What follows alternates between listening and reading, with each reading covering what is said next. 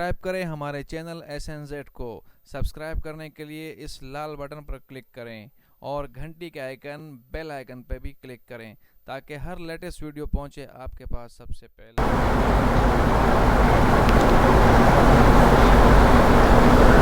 अल्हम्दुलिल्लाहि वहदा वस्सलातु वस्सलामु अला मन ला नबिय्य बअद।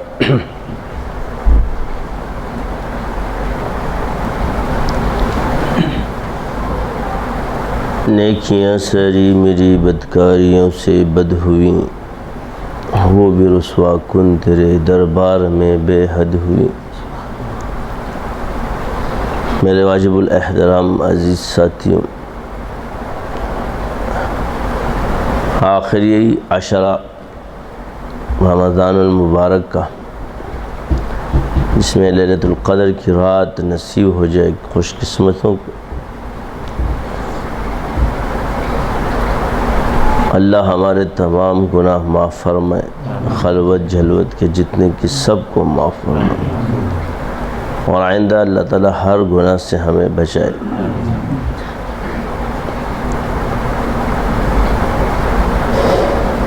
हमारा माहौल और मुआशरा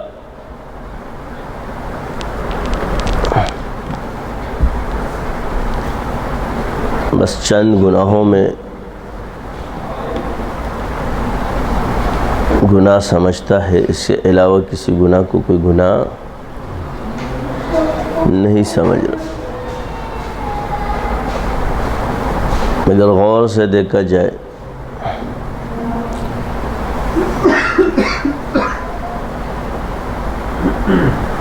तो कोई अगर किसी औरत से बदकारी करता है तो ये गुनाह है, नहीं वो भी ज़बरदस्ती, जो आम माहौल है। और दूसरा करप्शन।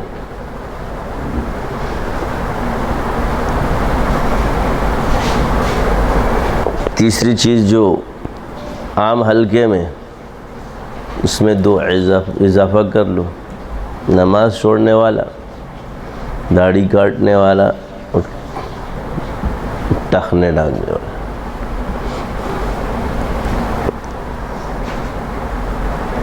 इसके अलावा हम जितने भी गुनाहों में मुब्तला हैं, हम इसको गुनाह नहीं समझते।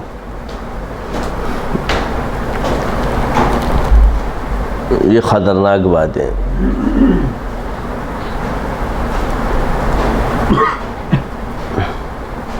गीबत करना, हसद करना, तकब्बुर करना, बिला तहकीक बातें करना, चुगलखोरी करना, हराम खाना,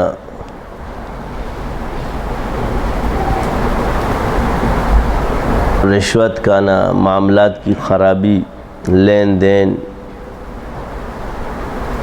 रहन सहन, हुकूक की पामाली, मियाँ बीवी की 70 कबायर गुनाह, जिसे हम गिन भी नहीं सकते।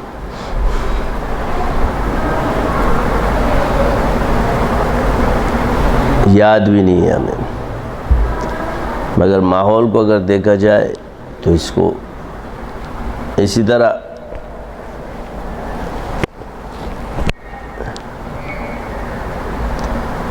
तो हम सब खताकार हैं, गुनाहगार हैं। कोई ना कोई किसी न किसी चीज़ में मुब्तला है। अल्लाह हम सबको माफ़ फरमाए। इसी तरह अगर एक इतने गुनाहों में अठे हुए हों, उसने चंद गलतियां चंद की, उसमें तो काफ़ी लानतान होगी।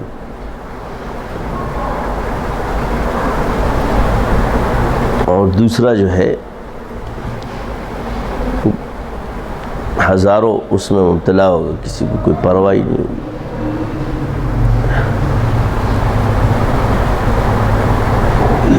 शर्म आती है कभी कभी हमें अपने आप पर भी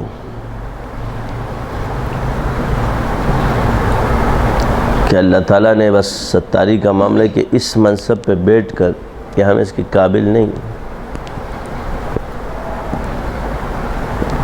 वो गफ़ार है, सत्तार है, रहमान है, रहीम है। وہ جس سے چاہے اپنا کام لے لے.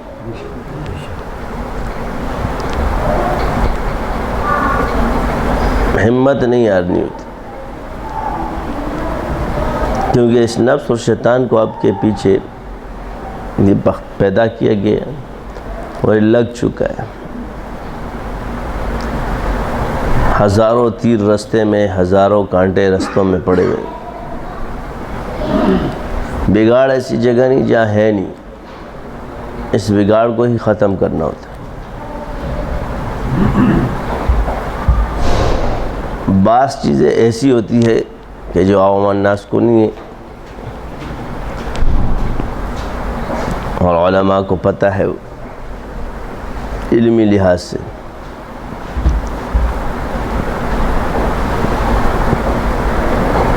اب ہمارا جو شعبہ ہے یہ ایسا خطرناک تھا،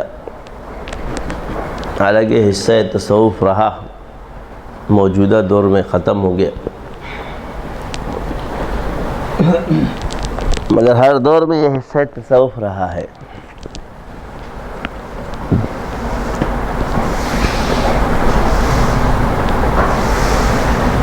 اور تدعیب الحرام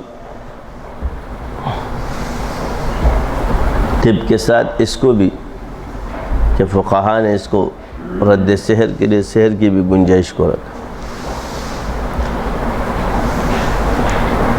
ایسے تو نہیں رکھا ہے.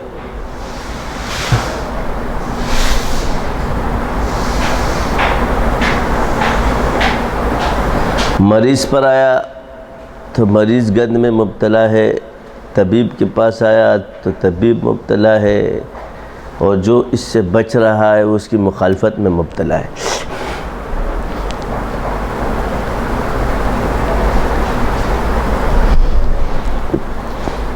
جو بچنے کی کوشش کر رہا ہے وہ مخالفت میں اس حد تک چلا جاتا ہے کہ وہ شریعت کا انکار کر بیٹھتا.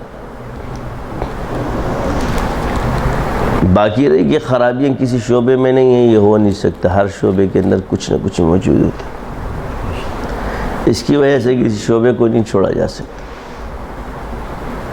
ہمارے سر پہ ایسی چیز پڑی ہوئی تھی کہ جس زمانے پہ بوجھ ڈالا گیا تو یہ وہ چیز تھی جس کی صفائی نہیں ہوئی. نہ کوئی نصاب ہے، نہ کوئی قانون ہے، نہ کوئی کچھ ہے. بس جس کا منہ جس طرف چل رہا ہے چلا جا رہا ہے.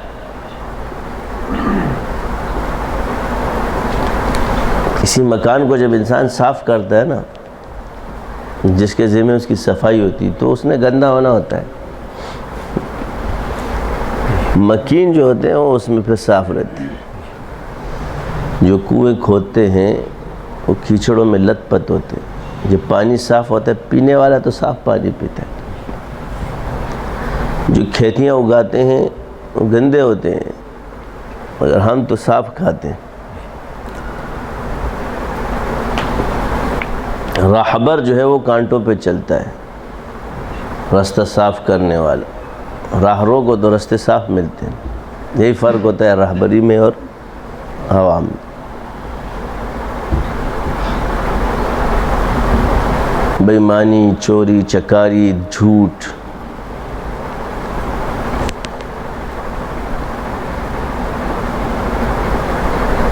کیا نہیں ہے، ہر جگہ موجود. کیا اس کے لیے دین کے شعبوں کو چھوڑ دیا جائے؟ کیا اس کے لیے دین کو چھوڑ دیا جائے؟ جو ایک نکتہ دماغ میں آیا کہ کسی انسان کو معصوم تو نہیں بننا، باکمال بننا ہوتا ہے. ان کانٹوں کو ہٹانے کے طریقے، لڑنے کے طریقے سیکھو. تو میں نے عرض کیا کہ اس کل کوئی نہیں بن سکتا، ہاں باکمال بن سکتے. کل کوئی نہیں بن سکتا، کل صرف اللہ کی ذات ہے. علم کی کوئی حد نہیں ہے. علم ایک ایسی چیز ہے کہ ہر وقت آپ کو سیکھنا پڑتا ہے.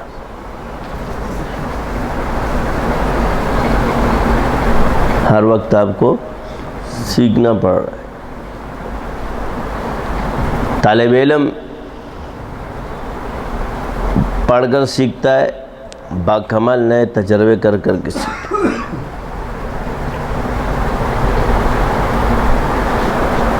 یہی وجہ ہے کہ لوگ اس میں پڑھ چکے کہ ہر کسی کو کل سمجھ بیٹھے ہو، یہ غلطی ہے۔ کل کوئی نہیں ہے، شیخ کل کوئی نہیں ہے۔ ہر جگہ کہیں نہ کہیں ایسی کمزوریاں پڑی ہیں کہ اس پہ پورے ایک کتاب لکھی جا سکتی۔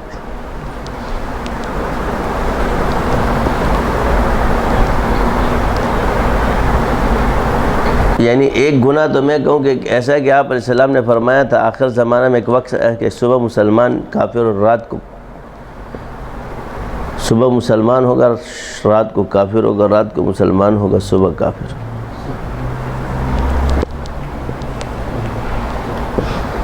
اب ہم کہیں کہ جی یہ کون سا کفر ہے؟ تو یہی کفریہ کلمات ہیں نا۔ یہ تکبر کے بعد جو تم لوگ انکار ہے قرآن و حدیث کر کے بیٹھ جاتے ہو، یہ اور کیا ہے؟ یہ کفر نہیں تو کیا ہے؟ اس کے سینگ ہوتے ہیں۔ کفر کیا ہے؟ حق بات کا انکار کرنا، اسے کفر ہے۔ ایک ہے ایسی بات جس پہ آپ چلتے نہیں ہو، یعنی تقوی کیا ہے؟ آپ دو حلال چیزوں میں ایک کو منتخب کر لو۔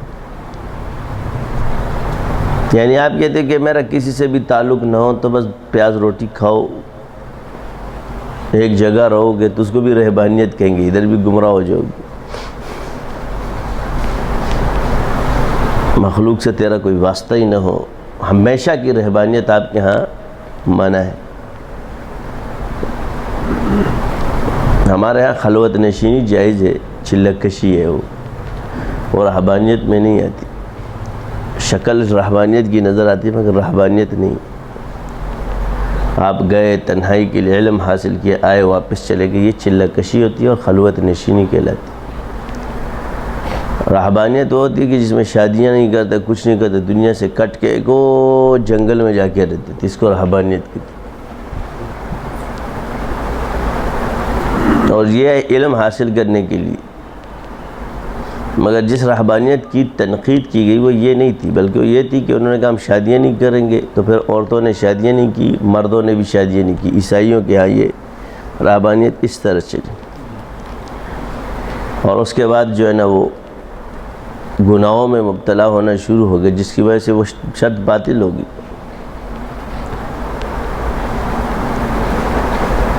تو وہ تو نبی تھے، اللہ تعالیٰ نے ان کو کہتا، تو نبی کی ہر سنت امتی ادا نہیں کر سکتے۔ نبی پاک ہے، معصوم ہے، امتی نہیں۔ تو ہم یہ سوچیں کہ ہمارا کیا حال ہے اور اللہ نے ہمیں جو ہے نا کہاں رکھا ہے۔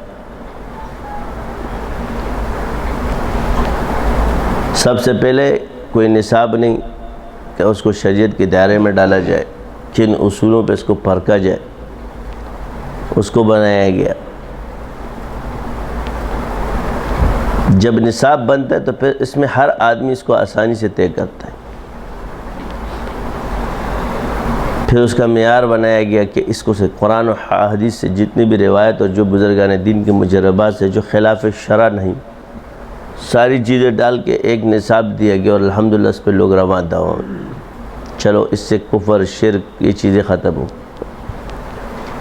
بدعتوں سے انسان کو نجات ملنا شروع ہو گئی۔ یہ کہتے ہیں کہ ہم نے کیا کارنامہ بتا رہے ہیں۔ سب سے پہلے اس علم کو نصاب دیا گیا، ایک سلسلے کی برکت سے اللہ نے اس کو زندہ کیا، اس کے راستے کی گندگیاں صاف کی۔ پہلے گمراہی، کفر، شرک، جس کے لیے لوگ کفر و شرک کرنے کے لیے جاتے تھے، جیسے جادو سیکھنے کے لیے، آج بڑے سے بڑے جادو اس سے کٹ رہے ہیں۔ باقی میں نے پہلے کہا کہ شیخ کل نہیں ہو سکتا اور شافی نہیں ہو سکتا۔ پھر ایک نصاب آیا، جنات کی کیا قسمیں، موکلات کی کیا قسمیں، ارواح کیا چیزیں، روح کیا چیزیں ہوتی ہے، یہ سب اس سلسلے نے بتائی۔ روح میں، جن میں، موکل میں کیا فرق ہے؟ جس سے پہلے لوگ کہتے تھے جی فلاں بزرگ کی حاضری آ گئی، یہ آ گئی۔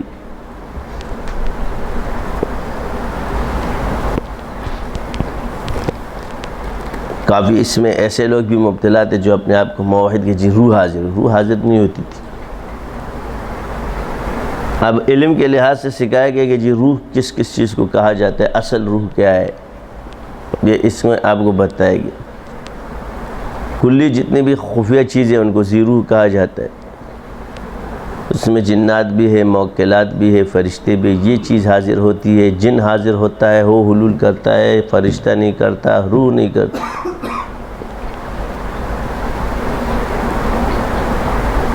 یہ وہ علمی نکتے تھے کہ انسان میں تقسیم تب آپ کر سکتے ہو, لوگوں کو سمجھا سکتے ہو. اور یہ ہم نے میڈیا پہ کرایا ہے اور اس کو بتایا کہ اس کو یہ کہتے ہیں, آپ جس چیز کو جو کہہ رہے ہو آپ غلط کہہ رہے ہو. اب اگر وہ ایک کرشمہ وہاں کرا دیتے تو پوری دنیا کہتی ہے روح حاضر ہوتی ہے. لیکن اس خاتون کو جو کہتی ہے اس نے بھی اس کا نام دیا, حالانکہ وہ تصرف رکھتی تھی اس چیز پہ کہ اس چیز سے کلام کرتی ہے, اس کے ہمزاد سے بات کرتی, مگر اس کو روح کہتی تھی. میں روح سے بات کر رہا ہوں گی, تمہارے باپ داؤں کے روح سے بات کر رہا ہوں گی, فلاں سے روح کر رہا ہوں. ہم بھی بیٹھے ہم دیکھتے تم کراؤ تو صحیح, تمہارے شیشے ختم ہو جائیں گے, مگر یہ ہوگا نہیں. بات یہ کہ آپ گفتار کرتے ہو, جب تک اس چیز کو سیکھو گے نہیں اور اس کے تصرف کو حاصل کرو گے نہیں تو اگلے کو سمجھاؤ گے کس؟ وہی چیز تھی. پھر وہی لوگ جو اس چیز کے قائل تھے ہماری بولی بولتے تھے کہ نہیں یار یہ بات صحیح ہے, یہ غلط ہے, یہ ٹھیک ہے, یہ صحیح ہے, یہ غلط ہے. اس کی برکت سے ایک پوری دنیا کا ایک کانسیپٹ صحیح ہو چکا.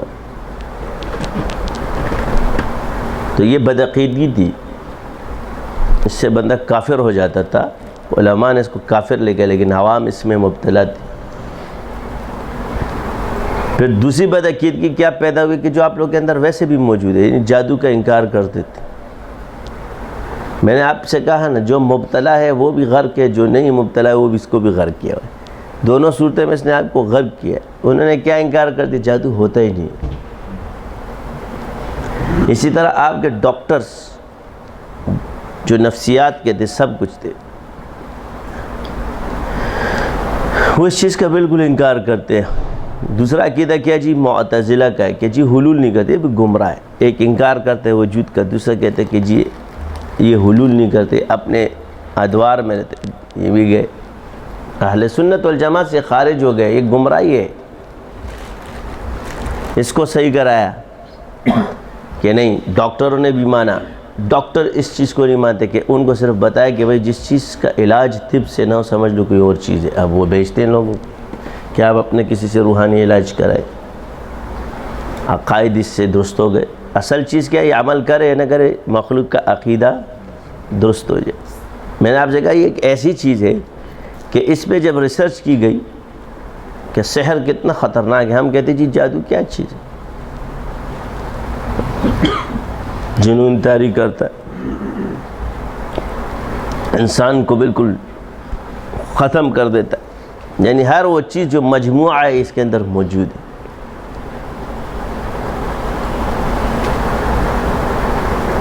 اگر ہم نے اس کو ایک ہلکی سی چیز سمجھا, اب مجموعہ کیا ہے کہ جس پر جادو ہوا وہ بھی غرق ہو گیا, جس نے جادو کا انکار کیا وہ بھی غرق ہو گیا. اب جس چیز میں قرآن اور حدیث میں جس چیز کا تذکرہ اتنی وضاحت کے ساتھ بیان ہو تو اس کا انکار کرنے والا کہ یہ ہوتا ہی نہیں, یہاں قیاس تھوڑی چلے گا تمہارا, یہاں کوئی آپ کا اجتہاد, یہاں آپ کا کوئی تھوڑی چلے گا. اتنی وضاحت کے ساتھ حدیث میں بیان کیا, بزرگوں نے یہ فرمایا, یہاں بزرگوں کا قول قلعدم ہو جاتا ہے. پھر اختلاف دو چیزوں میں تھا کہ خواہ جادو خیالی ہے یا حقیقی ہے. اس کی وضاحت بھی اسی سلسلے نے کرائی کہ جادو دو قسم کا ہوتا ہے, ایک حقیقی ہوتا ہے, ایک خیالی ہوتا ہے. مگر امت میں اس کا اختلاف موجود ہے. اختلاف موجود ہونے کی وجہ سے جنس کا انکار نہیں ہے. اب یہ ہوتا کس طرح ہے تو دونوں موجود ہیں, مشاہدہ آپ کے سامنے. جس کو خیالی ہوتا ہے وہ وہمہ ہوتا ہے, ہر وقت وہم میں مبتلا ہوتا ہے, اس کی حقیقت میں نہیں ہوتا. اور جس کو حقیقی ہوتا ہے صاف نظر آ رہا تھا۔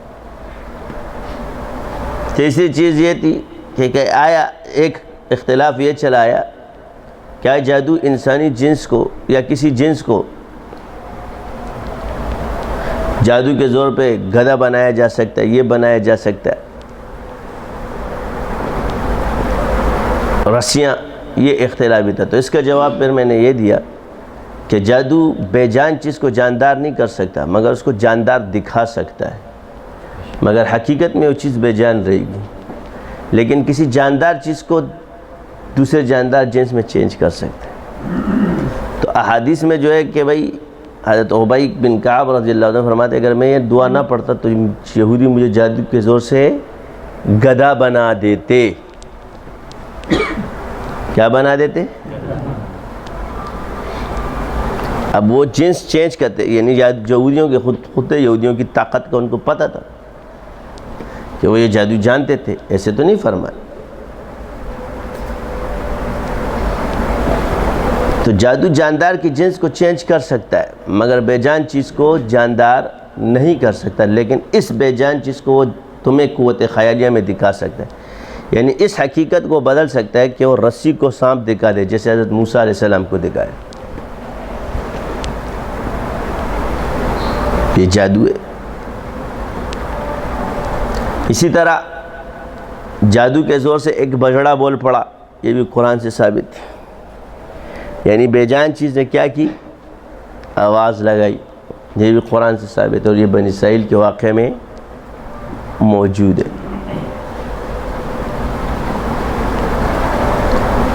اب وہ جادوگر مسلمان کیوں ہیں؟ تمام مفسرین نے ایک چیز لکھی ہے کہ جی انہوں نے لباس پہنا تھا موسیٰ علیہ السلام، یہ بات بھی ہے، لیکن اصل بات دوسری بھی ساتھ ہے کہ وہ یہ علم جانتے تھے کہ جادوگر تھے کہ جادو کے زور پہ کسی جاندار کو، بے جان چیز کو جاندار نہیں بنایا جا سکتا۔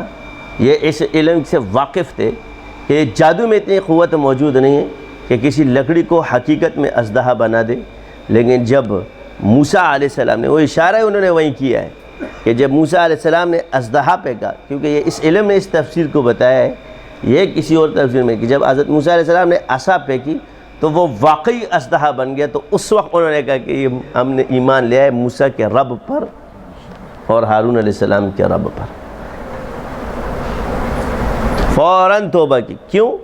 کہ ان کے پاس یہ علم موجود تھا کہ حقیقت کے اندر جادو میں یہ قوت موجود نہیں ہے کہ وہ کسی بے جان چیز کو جاندار بنا دے، صرف معجزہ ہے، یہ اللہ ہی کر سکتا ہے، اور کوئی چیز اور کسی چیز کو یہ طاقت حاصل نہیں ہے، اور انہوں نے کلمہ پڑھ لیا۔ اصل چیز یہاں پر اس نقطے کو بیان نہیں کیا گیا، اور وجہ یہی ہے، ورنہ آج اس چیز کو دیکھا جا سکتا ہے، جب جہالت کیا ہوتی اسی طرح ہوتی، مگر ان کے پاس یہ علم موجود تھا، اس لیے انہوں نے، جہل اسی کو کہا جاتا ہے ابو جہل، جب جانتے ہوئے بھی حرکتیں الٹی کرے پھر وہ ابو جہل ہوتے ہیں۔ ایک ہوتا ہے جاہل اور ابو جہل۔ ابو جہل کیوں کہا گیا تھا اس کو؟ کہ وہ جانتے ہوئے بھی کہ یہ نبی برحق ہے پھر بھی انکار کرتا تھا اور پروپیگنڈے کرتا۔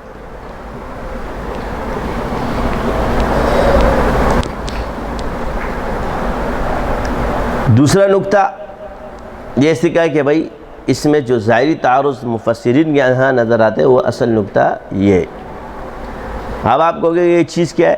یہی ہے، دیکھو عربی بلاغت میں وہ اتنے ماہر تھے عرب، اس لیے اللہ تعالیٰ نے ان کو امی پیدا کیا حضور کو، تاکہ معجزہ ظاہر ہو جائے اس نبی کا، کیونکہ بلاغت کے اندر جتنی مہارت ان کو حاصل تھی تو فرق نہیں، اگر وہ بھی اسی طرح بلاغت میں ان کے سامنے ہوتے تو ان کو فرق محسوس نہ ہوتا کہ یہ کلام، جب آپ علیہ السلام امی تھے اور آپ کو جب یہ کلام ہے، کیونکہ اس وقت بلاغت میں اتنے ماہر تھے، اس حد تک پہنچ چکے تھے، تو آپ علیہ السلام کو امی پیدا کیا گیا۔ امی پیدا کرنے کا مقصد کیا کہ اس علم والوں کو بتایا جائے کہ یہ علم اللہ کی طرف سے۔ اب وہ اتنے ماہر تھے کہ عرب کے اندر جو 7 معلقات قرآن مجید اور عرب اس میں قرآن کے نازل ہونے کے ساتھ اس علم کی، اس بلاغت کی وجہ سے اس میں اتنی مہارت موجود تھی کہ اس نے اسی وقت اس کو اتار کے پھینک دیا کہ یہ کسی بندے کا کلام نہیں ہو سکتا۔ اب یہ پہچان اس کو کس چیز نے کرائی؟ یہی تو اللہ تعالیٰ نے ان کو چیلنج کیا، تو جانتے تھے کہ یہ کلام اللہ ہے۔ اللہ تعالیٰ نے فرمایا وَإِن كُنتُمْ فِي رَيْبٍ مِّمَّا نَزَّلْنَا عَلَىٰ عَبْدِنَا فَأْتُوا بِسُورَةٍ مِّن مِّثْلِهِ وَادْعُوا شُهَدَاءَكُم مِّن دُونِ اللَّهِ۔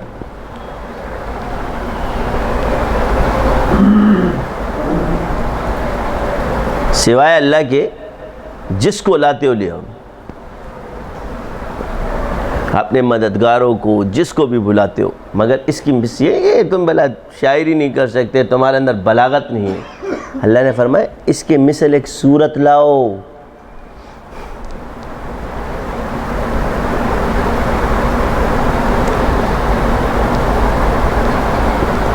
سمجھ آئی؟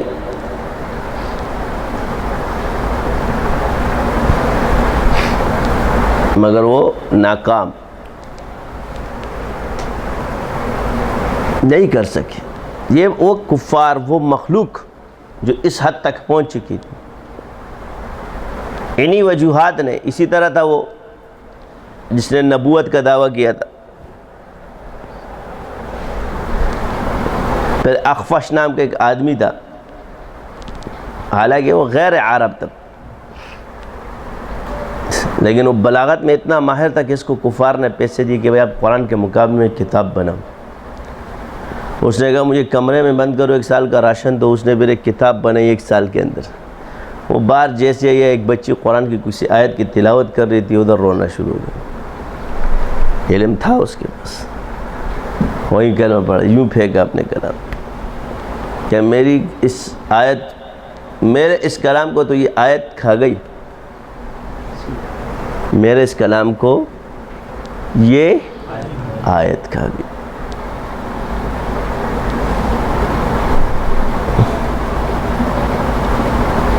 ایک آیت قرآن کی کھا گئی، میں کیا اس کا مقابلہ کروں گا؟ مسلمان ہو گیا۔ کس برکت سے؟ ٹھیک ہے، بعض میں کہ بھائی ایک دم قائل ہو جاتے ہیں، بعض ضدی ہو جاتے ہیں۔ جو قائل ہو جاتے ہیں ان کو نجات مل جاتی ہے۔ تو عرض یہ کہ یہی وجہ ہے کہ ہم نے ایک دوسرے کے عیب ڈھونڈے، اور یہی ہماری پستی کی وجہ ہے۔ ہم نے ایک دوسرے کے کمال کو نہیں دیکھا۔ عیب تو تب ڈھونڈے جائیں گے کہ ہم بے عیب ہو، ہمارے اندر کوئی عیب نہ ہو، میرے ادارے میں کوئی عیب نہ ہو، میرے بچوں میں کوئی عیب نہ ہو، میرے شاگردوں میں کوئی عیب نہ ہو۔ یہ کہاں سے تم پیدا کرو گے؟ کوئی زمانہ خالی ہے اس سے؟ یہی وجہ کہ یہ جراثیم ہمارے اندر کہاں سے آیا؟ ایک یہی ہوتے ہیں کہ اپنے کفر کو اسلام سے مقابلہ کرتے تھے وہ کفار۔ اسی طرح بعد میں خارجیوں کی مصبوحی ہے کہ اللہ تعالیٰ کی جو احادیث رسول اللہ سے اس کی غلط تشریح کرنا، غلط تفسیریں کرنا، قرآن کی آیات کی غلط تفسیریں کرنا، اور اس کے بعد ان کے اندر یہ تباہی پیدا ہوگی۔ مگر ان میں سب سے بڑی چیز یہ تھی کہ وہ سمجھتے تھے کہ جس نے گناہ کیا بس کبیرہ کفر کی حد تک لے جاتے تھے، اور معتزلی کہتے تھے کہ اللہ پر لازم ہے کہ اس کو کبھی معاف اللہ کرے گا ہی نہیں۔ مگر 1000 بار توبہ شکستی باز آ، بڑے بڑے وہ سیبوں پہ بندے مار دیتے اور اللہ تعالیٰ کے صحابہ کو جو نا کافر کہتے تھے۔ سیب کو کیا کہتے تھے؟ یہ سیب مت توڑو، گناہ ہے۔ کیا ہے؟ سیب مت کھانا، یہ گناہ ہے۔ حالانکہ رستے کے سیب کے بارے میں اتنا وہ نہیں کہ جتنا اس میں، لیکن اس کو گناہ سمجھتے تھے۔ مگر اصحاب رسول کو کافر کہہ دیا۔ کس کو؟ حضرت علی کو، تمام جمہور صحابہ جنہوں نے تحکیم کا فیصلہ کیا، سب کو کافر کر۔ یہ گناہ نظر نہیں آیا۔ یہ حال ہمارا ہوتا جا رہا، اللہ معاف فرمائے۔ تو ہم اس منبر اور اس چیز کے قابل نہیں ہیں۔ قسم خدا کی، اس رب کی فضل ہے، اس کا کرم ہے، اس کے کرم کے علاوہ کچھ بھی نہیں ہے۔ علم میں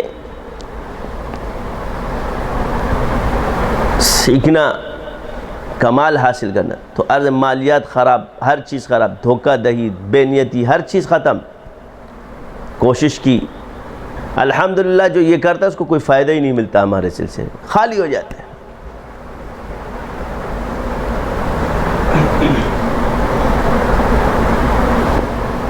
تو جو چیز انسان کے ایمان کو خراب کر سکتی ہے تو باقی چیزیں کیا کیا نہیں کروا سکتی. اس گندگی کو صاف کرتے کرتے کرتے کرتے کرتے چند بیچی ہے بھی انشاءاللہ ختم. سارا گند کھا کے تم لوگ کو بچا دیا. ایک نہج پہ لے آئے اس کو. آگے پھر تجربے کرتے رہے لیکن لوگ خود بچتے رہیں گے.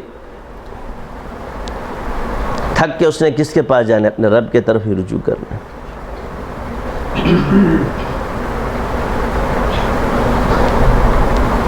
تصوف تو آج دیکھو ہر صوفی اس کا انکار کرتا جا رہا ہے.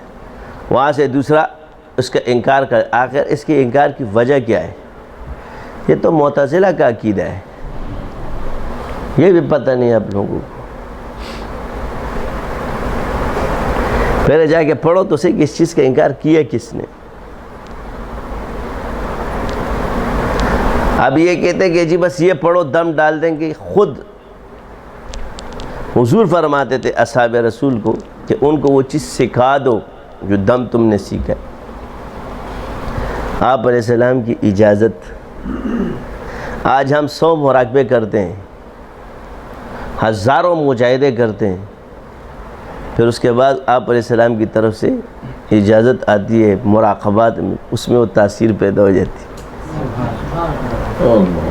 تو جنہوں نے اس بدن کے لحاظ سے لیا اس کا کیا حال ہوگا. جو صدیق کے صحابہ ہیں کہ جس کے درجے تک کوئی نہیں پہنچ سکتا, ولی 1000 سال کے مجاہدے کر لے کوئی صحابی کا درجہ نہیں پا سکتا. ان کا پھر کیا عالم ہوگا. میرا مقصد یہ نہیں ہے کہ آپ جو ہے نا اس چیز کا وہ کرو. آپ ایک جنگ میں مبتلا ہو, اور وہ جنگ ہماری 2 قسم کی ہے. ایک نفس اور شیطان سے ہے تیری جنگ جاری. یہ باطنی جنگ ہے, کبھی اس کا پلہ باری کبھی تیرا پلہ باری. یعنی نفس تیرے اندر کا دشمن ہے اور شیطان تیرے باہر کا دشمن ہے. اسی طرح اپنے ماحول اور معاشرے میں بھی ہمارے ساتھ یہی ہے. ایک باہر کا کافر دشمن ہے ظاہر میں, ایک اندر کا دشمن ہے جو تمہارے سامنے. گھریلو حالات میں بھی دیکھ لو, ایک اندر کا دشمن ہوتا ہے ایک باہر کا دشمن ہوتا ہے.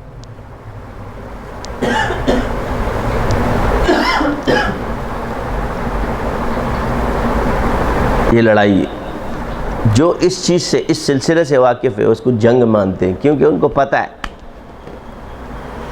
اور جو واقف نہیں ہے اس کو کچھ نہیں سمجھتے. ابتلا سب کو ہے, اور جب آتی ہے نا سر پہ تو سب سے پہلے متقی بیٹا ہوتا ہے کہ یار کہیں سے مجھے شفا مل جائے.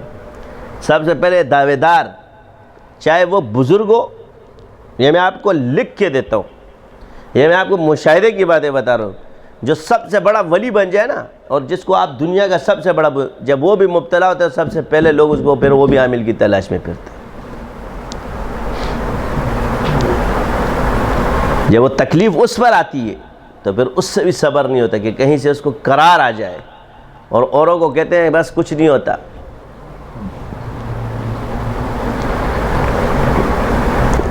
ایسا ہی نہیں. ہم سارا دن ایک سوچتے گئے کہ بھئی یہ بعد میں دیکھا ہم خود وہ گولی کھاتے ہیں. تو میں کیوں کہہ رہا ہوں؟ تو آگے سے جواب آتا ہے میں اس لیے کہہ رہا ہوں کہ اسباب کو تو اختیار کرنا چاہیے. تو دوسروں کو بھی یہ سمجھاؤ نا کہ بس اسباب کو اختیار کرو, توکل اللہ پہ کرو.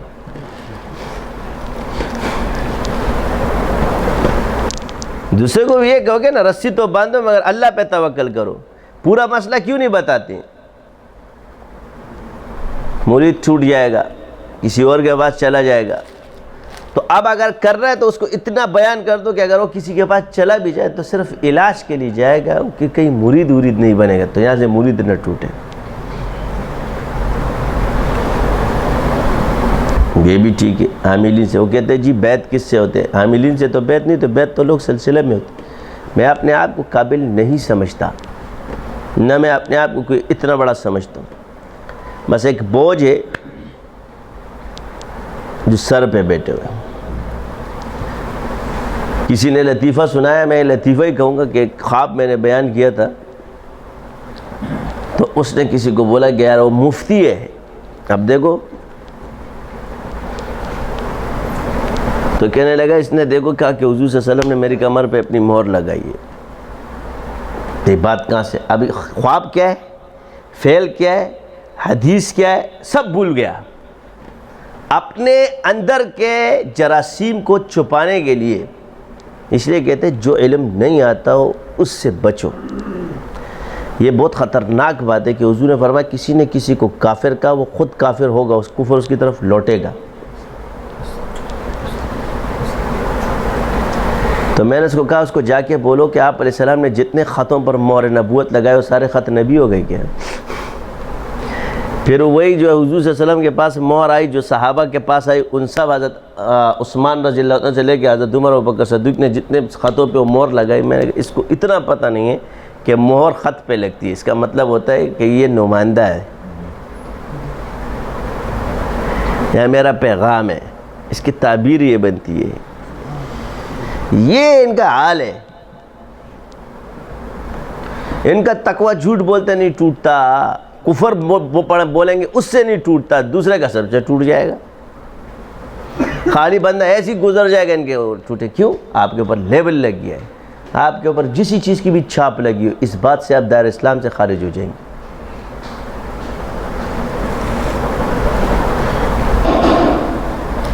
کیوں کہ آپ نے اس فعل میں، اس شخص نے جو خواب دیکھا اس نے حضور کو خواب میں دیکھا ہے، اور یہ الزام آپ نے کس پہ لگایا؟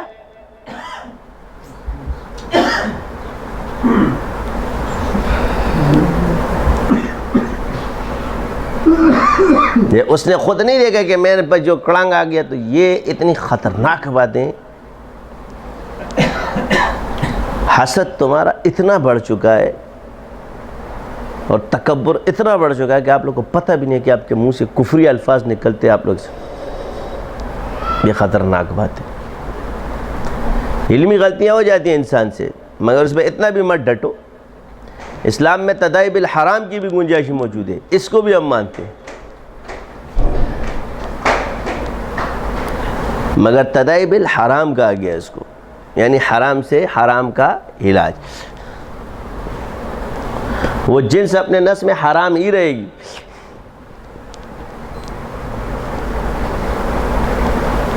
یہ نہیں کہ وہ جنس حلال ہو جائے گی، وہ جنس حرام ہی رہے گی، اسی لیے اس کو تدائی بالحرام کا ہے۔ جو چیز حلال ہے وہ حرام نہیں ہو سکتی، جو حرام ہے وہ حلال نہیں ہو سکتی، یہ ایک الگ مسئلہ، مگر دوائی تدائی یہ ایک الگ میدان ہے اس کا۔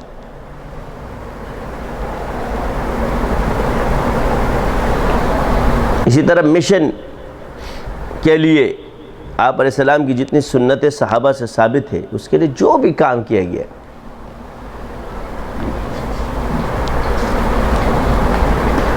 تو یہ چیزیں جب حضور نے فرمائی ہیں اور اصحاب رسول نے کی ہے، ان طریقوں کو اختیار کیا ہے، پھر دنیا میں کون سا متقی پرہیزگار آئے گا، کون سا بڑا بزرگ آئے گا؟ نبی رسول اللہ سے اوپر کوئی نہیں آ سکتا اب مخلوق میں، اور صحابہ سے بڑا کوئی ولی پیدا نہیں ہو سکتا۔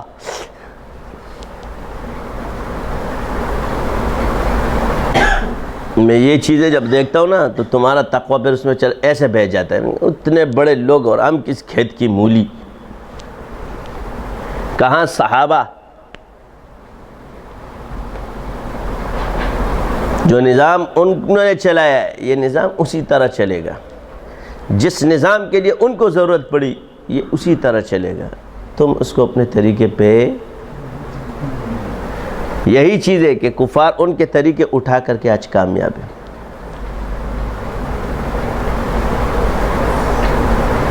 ہمارے ہاں یہ مسئلہ ہے۔ تو عرض یہ کہ یہ اتنی خطرناک بات ہے کہ ہم سوچ نہیں سکتے۔ میں آپ کو پھر بھی کہتا ہوں کہ میرے بس میں ہوتا نا، میرے بس میں کہ اس چیز سے ہٹ جاؤں تو میں کب کا ہٹ چکا ہوں۔ یہ اتنا خطرناک اور اتنا بڑا بوجھ تھا۔ ایک آگ ہے، یہ دنیا کا سب سے مشکل ترین کام ہے، جن کو لوگ کچھ نہیں سمجھتے تھے آج الحمدللہ وہ ذکر کے میدانوں میں اتنے آگے نکل گئے. میں آپ کو ایک بات صحیح بتا دوں، کچھ بھی کر لو آپ لوگ، یہ ذکر جو چھوڑتا ہے مشکل ہے کہ یہ بندہ اللہ کا مقرب بنے. وہی بات ہے، یہ روح ہے، روح.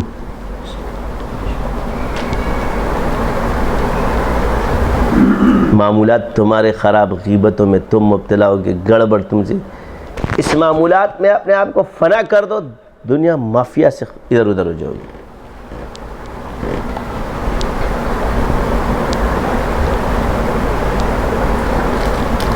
کہتے ہیں نا عورت سے جتنا دور رہے گا اتنا اچھا رہے گا.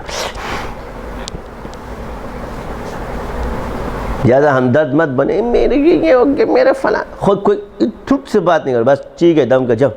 اس سے زیادہ گفتگو مت کرو، ان سے قریب بھی مت آنے دو. اپنے ان شاگردوں کو دور رکھو. ان کو جتنا تم دور رہو گے، اپنے دل کو ان سے دور رہو گے، اتنا فائدے میں رہو گے.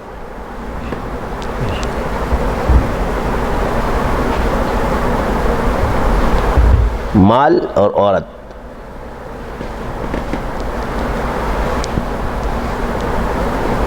اب عورتیں بولیں گے ہم لوگ، وہ تم عورت،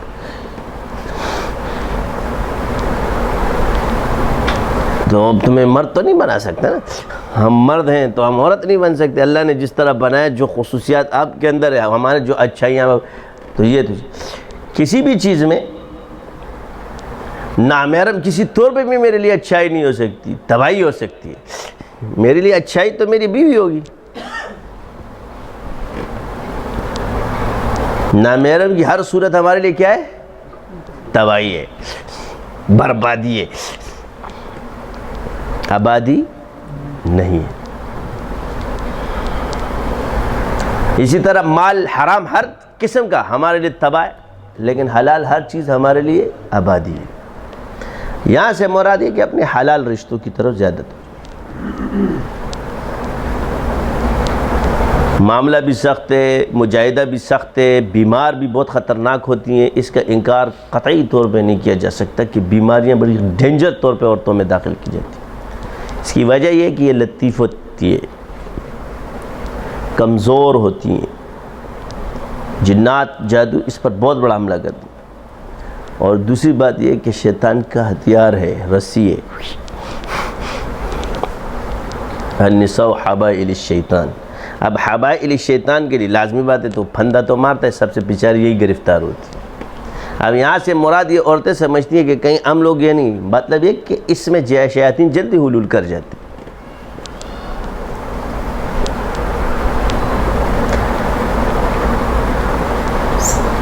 اب اس پھندا، وہ رسی، اس کو نکالنا شیاطین کے پھندے سے اس عورت کو، اس ذکر اتنا آسان کام تو نہیں ہے.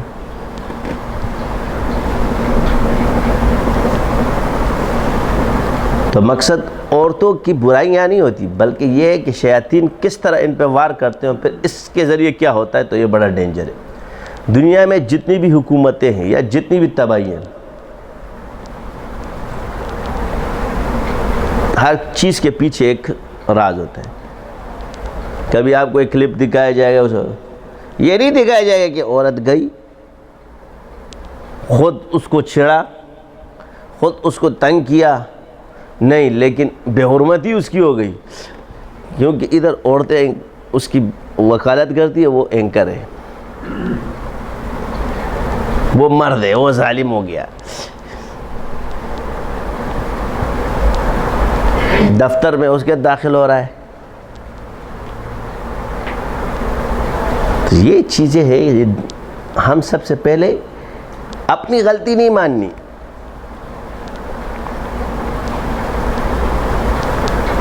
ان کے اندر تاثیر ایسی خطرناک ہے کہ یہ کچھ بھی ڈنگ، بس مجرم تم ہو گئے.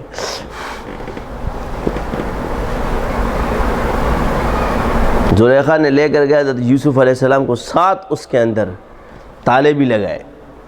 جب وہ دوڑے، ہم کسی کو کہہ گئے نا، یہ تو نبی ہے، نبی معصوم نبی تھا.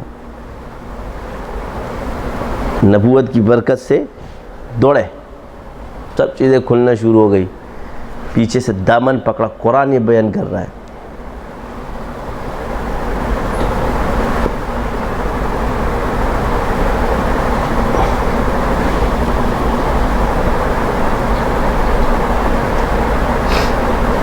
بچہ گواہی دے رہا ہے،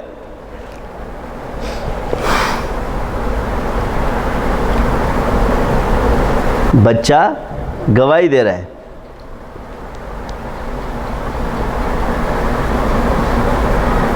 نبی پہ کیا الزام لگایا؟ جیل کون گیا؟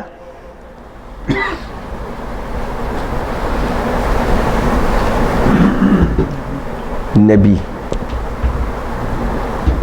تم کس کھیت کی مولی ہو؟ زمانے میں عورت آئے گی، ہار تجھ پہ ہی لوگ کہیں گے، الزام تیرے پہ آئے گا، پھنسے گا تو، دنیا تیری طرف نہیں ہے، کیونکہ ادھر کون گیا؟ تو نبی جیل میں چلے گئے، وہ تو معصوم نبی ہے، ہم تو دیا تو تم نے کیا ولیوں کو معصوم سمجھ کی؟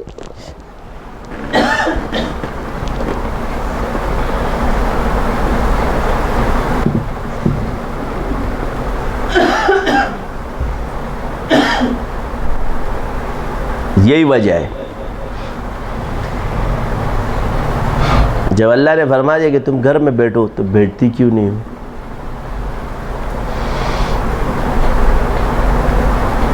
باہر جانا ہے، پردہ نہیں کرنا،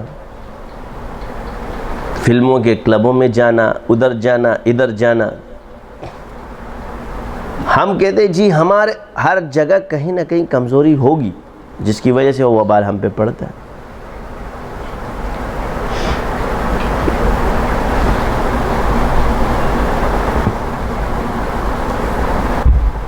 انسان وہ باتیں کرے جس کے اندر خود عیب نہ ہو۔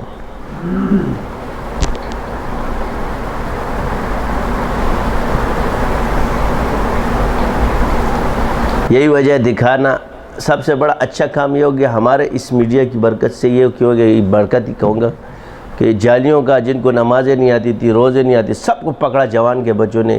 اس کو میں کہتا ہوں گن سے گن صاف ہوتا ہے، اسی کو کہتے ہیں تذائب الحرام۔ نہیں تو یہ کیا ہے؟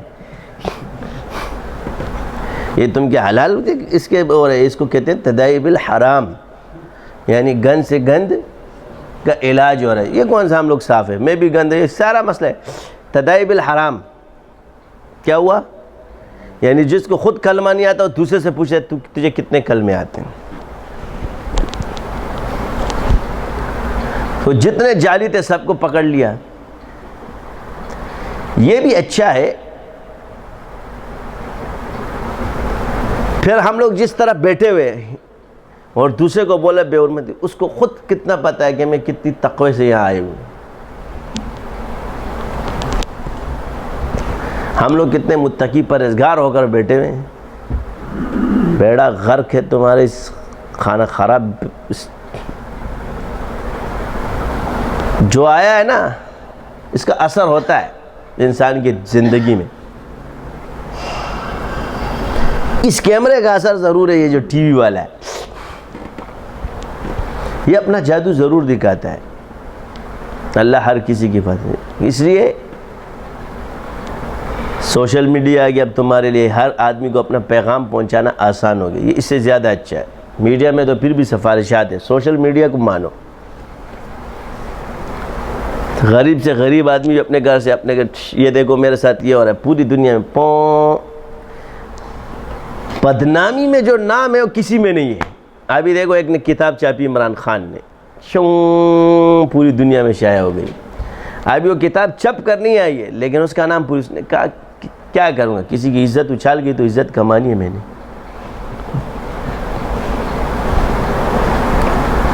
بھائی ان گناہوں پر ہم کہاں سے گواہ بن سکتے؟ حدود اللہ ہے،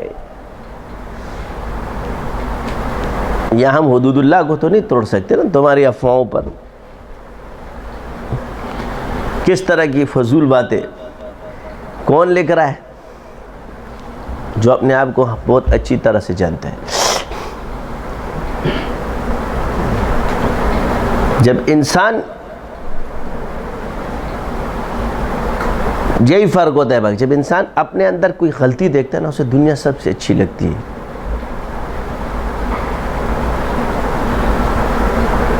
ہم خطا کار ہیں، اس لیے مجھے دنیا بہت اچھی لگتی ہے اپنے سے. میں سمجھتا ہوں ساری دنیا مجھ سے بہتر ہے. یہ میرا حال ہے. میں یہاں بیٹھنا، اس جگہ موت آتی ہے مجھے. جب کچھ علماء مجھے کہتے ہیں نا کہ اسٹیج پر آ جاؤ اور مجھے بیان کرو، اس وقت یہ سمجھتا ہوں کہ یہ میرے لیے موت کا دن ہوتا ہے.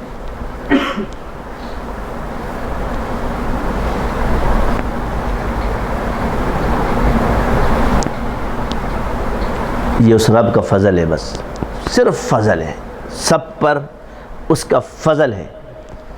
میں اپنے کردار کو بہت اچھی طرح سے جانتا ہوں.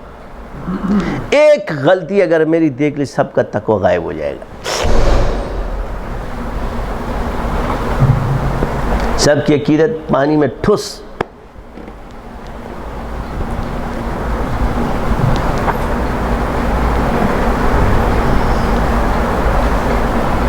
ایسے بہ جائے گا، ایسے پھر پیر نہیں ہوگا، خنزیر ہوگا. یہ دیکھ، یہ پیر تھا، یہ خنزیر ہے.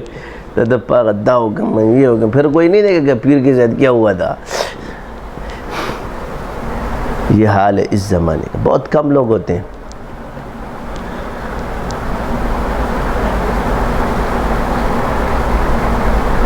کوئی فائدہ نہیں ہو. دیکھو اللہ تعالیٰ کے جو حدود ہے کتنا اچھالا گیا، پرواہ نہیں. تو میں نے آپ سے کہا کہ نام جو ہے کمانے کے لیے آسان کام ہے کہ بدنام ہو جائے. کوئی ایک نے کہا ٹنگ میرے بچوں کے ساتھ پوں، یہ ہوا تھا.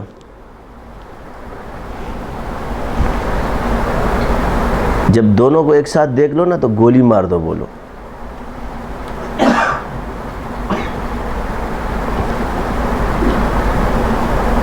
فلاں کو مار دیا تو فلاں کو ادھر نہیں مارا. اپنا نام مشہور کرنے کے لیے آسمان پہ چھو عزت ہی چل دی.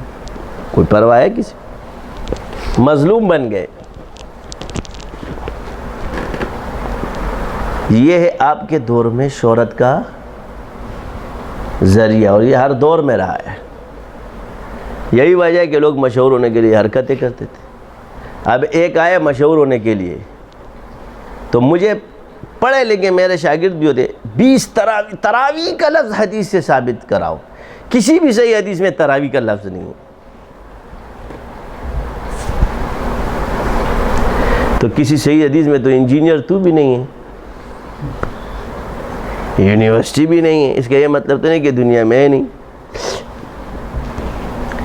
انگریز یونیورسٹی بنائے، اس کا تعلیم یافتہ ڈاکٹر کہلاتا ہے، کیونکہ آپ انجینئر کہلائے. آپ مدرسے سے فارغ تو نہیں ہے نا.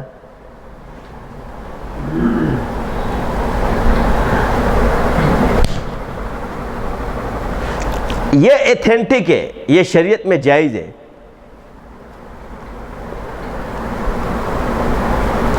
اور اصحاب رسول کے دور سے لے کر کے ابھی تک خانہ کعبہ میں تراویح ہوتی ہے. یہ اس کو نظر نہیں آیا، یہ ایتھینٹک نہیں ہے.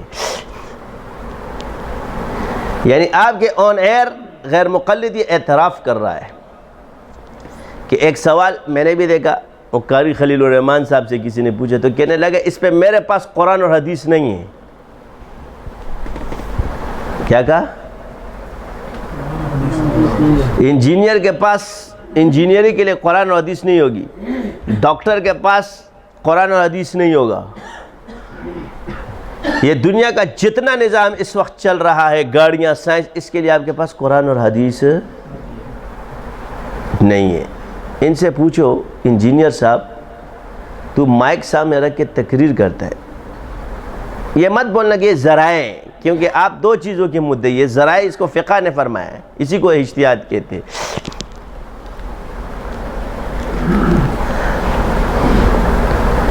یہ لقد کان لکم فی رسول اللہ اسوۃ حسنہ صرف عبادات کے لیے بھی ہے یا پوری دنیا کے معاملات کے لیے بھی ہے؟ آپ علیہ السلام سوئے نہیں ہیں، آپ علیہ السلام گھر میں رہے نہیں ہیں، آپ علیہ السلام نے سواری نہیں کی ہے، سب کچھ کیا. تو جب لقد کان لکم فی رسول اللہ اسوۃ حسنہ ہے تو پھر اسوۃ حسنہ کو چھوڑ کر کے تو بدعتوں کے پیچھے کیوں پڑا؟ یہ بھی بدعت ہے نا. اگر یہ تو کہنے لگے جی ذرا اس سے دین کا استدلال نہیں لے سکتے، لیکن چلو دنیاوی معاملات میں سنتوں کو دیکھا جائے، اس کو آپ نے کیوں چھوڑا ہے؟ پتلون پہن لی، مائک لگا کے تو تقریریں کرے، کہتے ہیں جی یہ جاہلانہ استدلال۔ میں یہاں جاہلانہ استدلال نہیں کہہ رہا، یہاں میں اصول بتا رہا ہوں۔ وہ اصول ہے تیسری چیز جس کو ہم کہتے ہیں اجتہاد۔ کیا کہتے ہیں؟ جو تمہیں نہ ملے تو پھر کیا کرو گے؟ تو معاذ ابن جبل، اب اس اجتہاد کا تعلق کن کے ساتھ ہے؟ تو اطلاع عرض ہے کہ انجینئر کے لیے نہیں ہے۔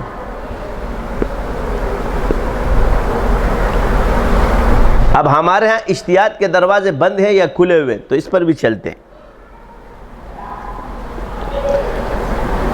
غیر مقلد اہل تشیع یہ مانتے ہیں کہ مجتہد ابھی بھی پیدا ہوتے ہیں، مگر اہل سنت والجماعت کوئی بھی قائل نہیں ہے کہ مجتہد مطلق اب کوئی پیدا ہو سکتا۔ اہل تشیع کہتے ہیں کہ امام اب پیدا نہیں ہوگا، نائب امام ہوگا۔ وہ نائب امام کو مجتہد کہتے ہیں اور امام کو بلند کہتے ہیں، لیکن ہمارے ہاں مجتہد ہی کو امام کہتے ہیں۔ کیا کہتے ہیں؟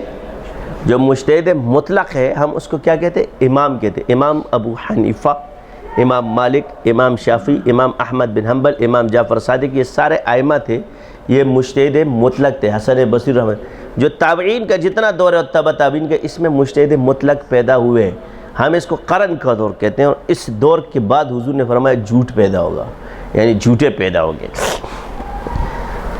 تو اصول حدیث، عقائد اور قرآن اور اس میں فقہ کی جتنے بھی قوانین ہیں وہ اسی دور میں مدون ہو چکے ہیں۔ اب ہمیں کوئی نئے اصول کی ضرورت نہیں ہے، اور ہم انہی اصولوں کے پابند ہیں، یعنی قرآن، حدیث، حدیث کے بعد ہے اجماع صحابہ، پھر قیاس۔ قیاس میں ہم ائمہ کو مانتے ہیں، اور ہمارے ہاں امام ابو حنیفہ، امام ابو یوسف، امام محمد، امام ظفر، امام حسن بن زیاد، احناف کیا ہے یہ وسیع 5 تک ہے۔ شوافوں کے یہاں صرف امام شافعی، امام احمد بن حنبل اور امام مالک رحمۃ اللہ علیہ۔ اب رہی یہ بات، ہمارے اکثر لوگ پریشان ہیں اس بات میں کہ کیا قرآن و حدیث کے خلاف بھی اجتہاد ہوا یا صرف روایات پر بھی اجتہاد ہوا؟ تو بہت آسان صرف جوابات ہیں اس کے۔ ہمارے ہاں قرآن کے احکام میں اختلاف مختلف موجود ہے، تعارض، متشابہات یہ موجود ہے۔ اسی طرح روایات میں تعارض آپ کو ملتا رہے گا، صحیح حدیث ہے کہ نہیں ہے، یہ تمام روایات موجود ہوں گی۔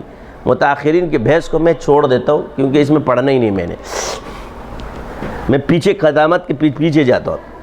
اصل یہ کہ آپ علیہ السلام کی تمام سنت اور دین کو اللہ تعالیٰ نے زندہ کرنا تھا، اسی کے لیے اللہ تعالیٰ نے مجتہدین پیدا کیا اور ان کے انشراح صدر کو کھول دیا۔ ایک کے نزدیک یہ سنت افضل ہے، دوسرے کے نزدیک یہ سنت افضل ہے۔ یہ تو ہو گئی عبادات میں۔ ان کے ہاں رفع دین افضل ہے، ہمارے ہاں ترک رفع دین سنت افضل ہے۔ فرق صرف اتنا ہے۔ اب اس کا اختلاف کیا ہوا؟ امام اوزاعی کا اور امام ابو حنیفہ کا خود مناظرہ موجود ہے۔ اب یہیں پر روایات کا فرق آتا ہے کہ ان کے ہاں کون سی روایت معتبر ہے، ہماری کہاں روایت معتبر ہے۔ یہاں اختلاف حدیث پر نہیں ہے، بس کہ اس کے اندر جو رجال ہے یہ اس کا اعتبار ہوتا ہے۔ تو امام اوزاعی نے امام ابو حنیفہ سے فرمایا کہ آپ لوگ رفع دین کیوں نہیں کرتے؟ اب یہاں ثبوت یہ نہیں کہ انکار ہے، بلکہ ثبوت یہاں پر سنت کے لیے فرمایا ثابت نہیں ہے۔ اس نے کہا کیسے ثابت نہیں ہے؟ اب وہ روایت سناتے، میں نے سالم سے، انہوں نے عبداللہ ابن عمر سے، اور انہوں نے حضور کو کہ وہ رفع دین کرتے تھے۔ امام ابو حنیفہ فرمایا میں نے حماد سے، میں نے ابراہیم سے رحمت، انہوں نے علقمہ سے۔ اب یہ کہتے ہیں کہ حدیث نہیں ہمارے پاس، ہمارے حنفی بھی یہ دلیل میں پیش نہیں کرتے کہ یہ روایت امام ابو حنیفہ خود بیان فرماتے ہیں۔ اب یہ سند ہے، میں نے ابراہیم رحمۃ اللہ علیہ سے، انہوں نے ابراہیم نخعی سے، انہوں نے علقمہ سے، انہوں نے ابن مسعود، عبداللہ ابن مسعود سے کہ آپ علیہ السلام رفع دین نہیں کرتے۔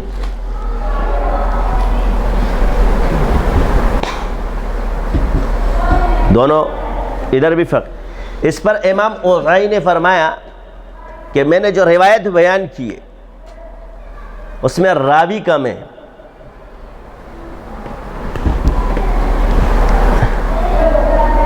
وہ زیادہ قوی ہے۔ امام ابو حنیفہ نے فرمایا میں نے جو روایت بیان کی اس میں فقہا زیادہ ہے۔ کیا زیادہ ہے؟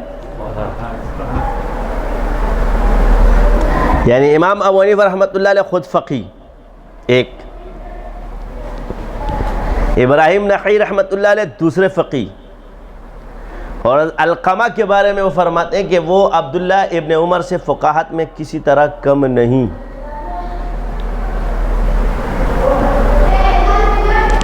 اور عبداللہ ابن مسعود فقی، گویا اس روایت کے اعتبار سے جب 4 فقہا اس میں ہو گئے تو وہ اس روایت پہ خود بخود باری ہو جائے گی۔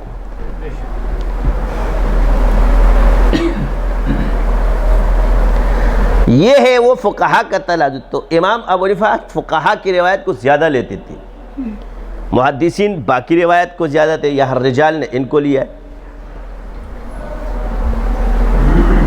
اس حدیث کو بیان کرنے کے بعد امام اوزائی خاموش ہو گئے، جو روایت بیان کر رہے عبداللہ ابن عمر رضی اللہ تعالیٰ عنہ کی، یہ تاریخی واقعہ موجود ہے امام اوزائی کا، اسی پر مناظرہ یہ موجود ہے، آپ کا آپس میں مکالمہ، کوئی بیان کرتا ہے اس کو اپنے مناظرے کے ذریعے، اماموں کو بیان کرو گے تو فرق ہے۔ اب رہا یہ کہ ہمارا امام رحمۃ اللہ علیہ جتنے بھی وثقہ راویوں میں شمار ہوتے ہیں، چاروں ائمہ، امام مالک سے لے کر کے امام احمد بن حنبل، یہ سب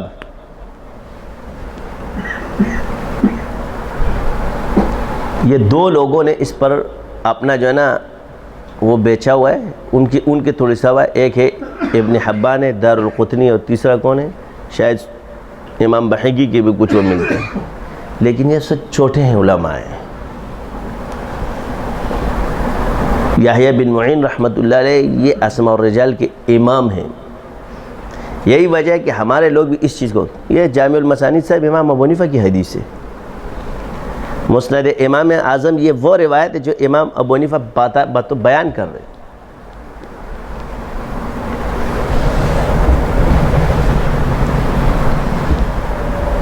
کتنے واسطے؟ 1 2 1 2 1 2، اس سے زیادہ نہیں ہوں گے، 2 3 2 3 یہ روایت موجود ہے، اور سیدھا وہاں تک یہ احادیث پہنچتی ہے۔ ہمارے پاس روایت کا ذخیرہ موجود ہے، وہ بھلے بخاری کی نہ ہو، امام بخاری تو بعد میں پیدا ہوئے، سارے اصحاب صحاح 6 کے جتنے بھی علماء بعد میں پیدا ہوئے، اور ائمہ ان سے پہلے پیدا جو اپنی حدیث کی کتابیں لکھ چکے۔ اب ان کے حوالے کے بجائے یہ ادھر کا حوالہ پیش کریں گے تو یہ کیسے آئے گا؟ اب یہاں پر جو ان احادیث کے ذخیرے میں جو حدیث ان کے مذہب پر تھی انہوں نے اٹھا لی۔ اب آئی سمجھ؟ یہ تو احادیث کی چھان بین میں مذہب ہے، احادیث کی چھان بین میں، یعنی ان احادیث کے اندر انہوں نے کن احادیث کو مذہب بنایا، یہ حدیث کے مطابق۔ امام مالک کے نزدیک جو روایت ان کے مذہب کے مطابق انہوں نے اٹھائی، امام احمد بن حنبل نے جو روایت ان کی حدیث کے انہوں نے اٹھائی۔ اب ایک نکاح کا مسئلہ اٹھاتے ہیں،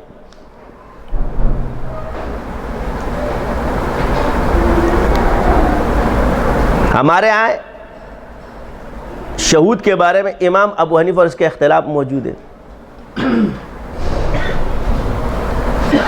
مالکی کہتے ہیں کہ بس دف بجا دو نکاح کے بعد، گواہ شرط نہیں ہے اس میں،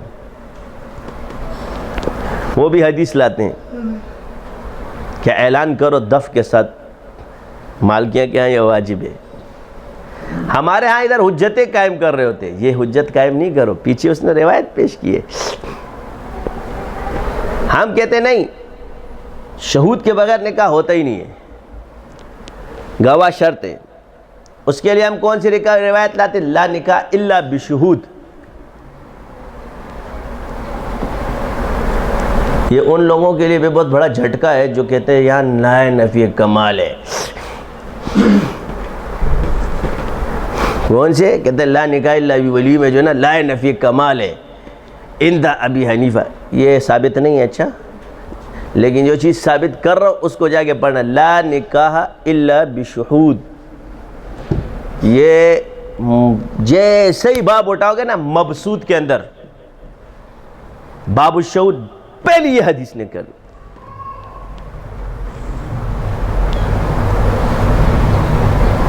ڈائریکٹ یہ روایت ہوگی, صرف یہی لکھا ہوگا آپ کے امام نے اس کو اب کس چیز میں لیا ہے, اب یہ فیصلہ تم خود کرنا.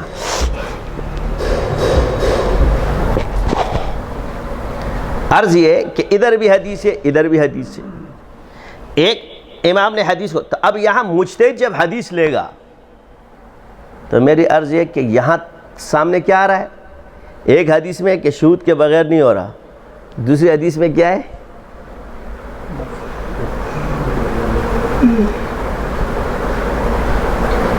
دف کیا ہے, دف میں واجب ہے. اب وہاں شہود نہیں ہے, ولی شرط ہے.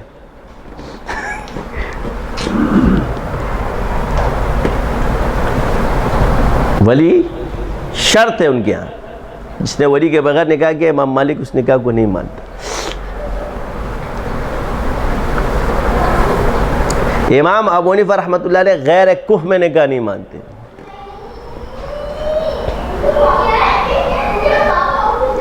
صاحبین ولی کے بغیر نکاح نہیں مانتے.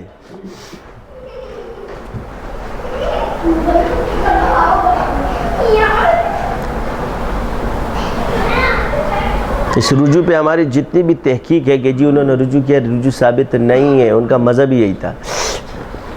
بات یہ ہے کہ بعد میں یہ روایت جامع المسانید میں بھی موجود ہے, اس سے ثابت ہوتا ہے کہ احناف کا مذہب یہ ہے.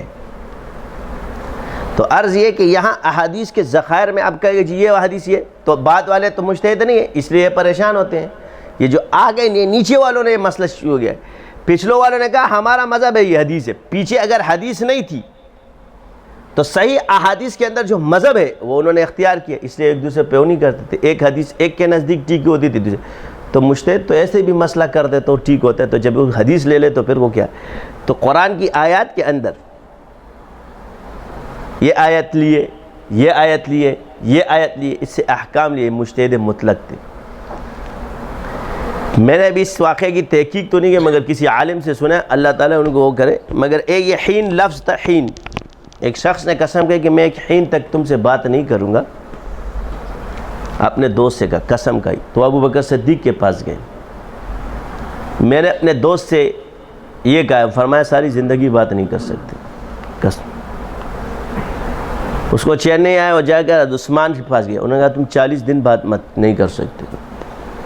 آخر میں آ گیا حضرت عمر رضی اللہ تعالیٰ عنہ کے پاس, فرمایا کہ صبح بات مت کرنا, رات کو شام کو بات کر لینا. اب وہ گئے حضور کے پاس, یا رسول اللہ ایک نے یہ کہا, دوسرے نے یہ کہا, تیسرے نے کہا. یہ اس لیے بتا رہا ہوں کہ یہ اب دلیل دیکھو کہاں سے لی جا رہی ہے. حضور نے تینوں کو بلایا, یہ صحابہ مجتہد تھے, یہ دیکھو حضور کے دور میں. یہ تھوڑی بار میں جا کے حضور سے پوچھو, ڈائریکٹ جواب دیا ہے اسی کو اجتہاد کے. آپ علیہ السلام نے پوچھا کہ بھائی تم نے یہ کہاں سے لیا حضرت ابوبکر صدیق سے کہ حین, فرمایا مستقر و متاع الی حین, میں نے یہاں سے لیا, میرے پاس قرآن دلیل ہے.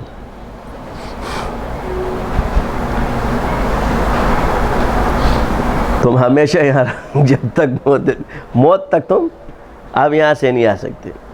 اس نے حین کی قسم کا یہ اس سے گا. حضرت عثمان سے پوچھا آپ قرآن سے, فرمایا میں نے بھی قرآن سے لیا ہے کہ چاہے وہ آیت میں جو یاد نہیں کہ 40 دن تک تم جو ہے نا, اس میں بھی حین کا لفظ ہے, میرے پاس بھی دلیل قرآن ہے. حضرت عمر سے پوچھا آپ نے کہاں سے کہا, میں نے بھی قرآن سے لیا ہے. وحین تمسون وحین تصبحون, تم صبح بھی اللہ کی تسبیح بیان کرو, شام کو بھی اللہ کی تسبیح بیان کرو. اب تینوں صحابہ نے قرآن بیان کیا. آپ علیہ السلام مسکرائے اور فرمایا کہ تم صبح بات مت کرنا چاہیے, لیکن سب کو برحق فرمائے. اب یہ ہے اس حدیث یا آیات کو جس مجتہد نے جس طرح سمجھا وہ مذہب جاری ہوگی. اسی طرح روایات میں بھی ہے کہ جس حدیث کو مجتہد نے جس طرح سمجھا اس کا مذہب جاری ہو گیا. یہ تو ایک حدیث میں اختلاف بتا رہا ہوں, آیات بھی مختلف ہے. جیسے آپ علیہ السلام نے فرمایا تم شام کی نماز پڑھنا وہاں پر, عصر کی نماز وہاں پڑھنا. اب صحابہ جب گئے تو 2 عصر کا وقت نکل رہا, تو ایک نے کہا حضور کا مقصد تھا کہ آپ پہنچو گے, دوسرے کہا نہیں, حضور نے فرمایا عصر کی نماز وہاں پڑھنی ہے. یہاں سے بھی ظاہری اور باطنی الفاظ میں اختلاف ہو گیا. 2 نے بڑھی, 2 نے نہیں پڑھی، فرض نماز نہیں پڑھی، قضا کی ہے، اجتہاد ہے۔ جب وہاں پہنچے نماز پڑھی عصر کی، واپس آئے، حضور نے خاموش رہے، کچھ بھی نہیں فرمایا، دونوں کا اجتہاد ہے۔ اس حدیث کو جو سمجھا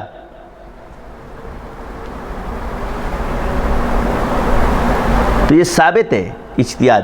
اب ہم یہ کہتے ہیں کہ آپ لوگ اجتہاد کے قابل نہیں ہو، تم لوگ مولوی تمہیں جاہل سمجھتے ہیں۔ کیا سمجھتے ہیں؟ ہم آپ کو اس قابل نہیں سمجھتے ہو، تم آگے مجتہد بن جاتے ہو۔ جب آپ نے کہہ دیا کہ ایک مسئلے میں میرے پاس قرآن اور حدیث نہیں ہے اور مسئلہ بیان کرو، یہیں سے تیری جہالت کا پتہ چلتا ہے کہ ادھر ہی صحابہ اور ائمہ کو لایا جائے گا۔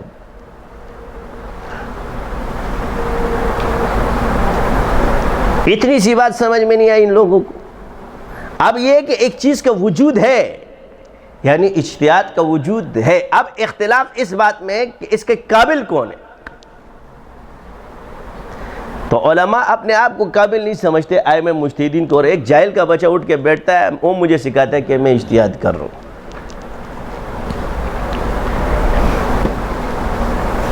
کوئی ٹائی پین کے کوٹ دس از یہ، this is chapter number 1، chapter number 2، 3، 4، وہ میری طرح، اور دوسرا یہ۔ عرض یہ کہ آپ باتیں، یہ کتابیں ان لوگوں نے لکھی جو مقلد تھے، ان کی کتابیں پڑھ کے آپ دلیلیں دیتے ہو۔ ملا علی قاری رحمۃ اللہ علیہ سے لے کے ابن تیمیہ رحمۃ اللہ علیہ، سب مقلد گزرے، اس میں کوئی بھی غیر مقلد نہیں تھا۔ یہ آپ کے کتابوں کے ذخائر کے اندر، یہ تو پیدا ہی بعد میں چیٹنگ کر کے نیچے بعد میں انہوں نے ساری کتابیں چھاپی ہیں۔ یہ تمام وہ بزرگان دین ہیں جنہوں نے کتابیں لکھی، جن میں سے کوئی بھی غیر مقلد نہیں تھا۔ ابن جوزی مقلد ہے، ابن تیمیہ مقلد ہے، ابن قیم مقلد ہے، ملا علی قاری مقلد ہے، ابن حجر اسقلانی مقلد ہے، عبد الوہاب شعرانی مقلد ہے، شاہ ولی اللہ محدث دہلوی مقلد ہے۔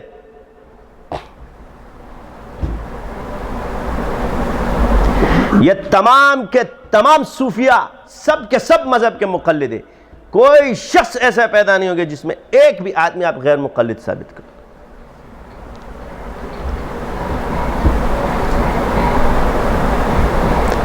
جب اللہ نے اتنے بڑے بڑے لوگوں کو نہیں بنایا تو تم 1400 صدی بعد چل کے صرف دینڈے پیپیوں جی ایسی اور تم بن جاؤ گے۔ اور اس وقت میں حیران ہوں ان بریلیوں پہ، ہیلا قرآن سے ثابت ہے، کہتا ہے ہیلا کہاں سے ثابت ہے؟ ہیلا قرآن سے ثابت ہے۔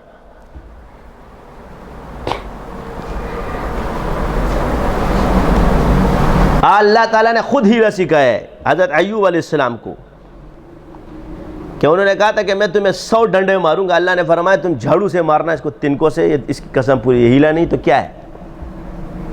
حضرت یوسف علیہ السلام نے اپنے بھائی کو روکنے کے لیے گندم کو وہ کر دیا، یہ ہیلا نہیں تو کیا ہے؟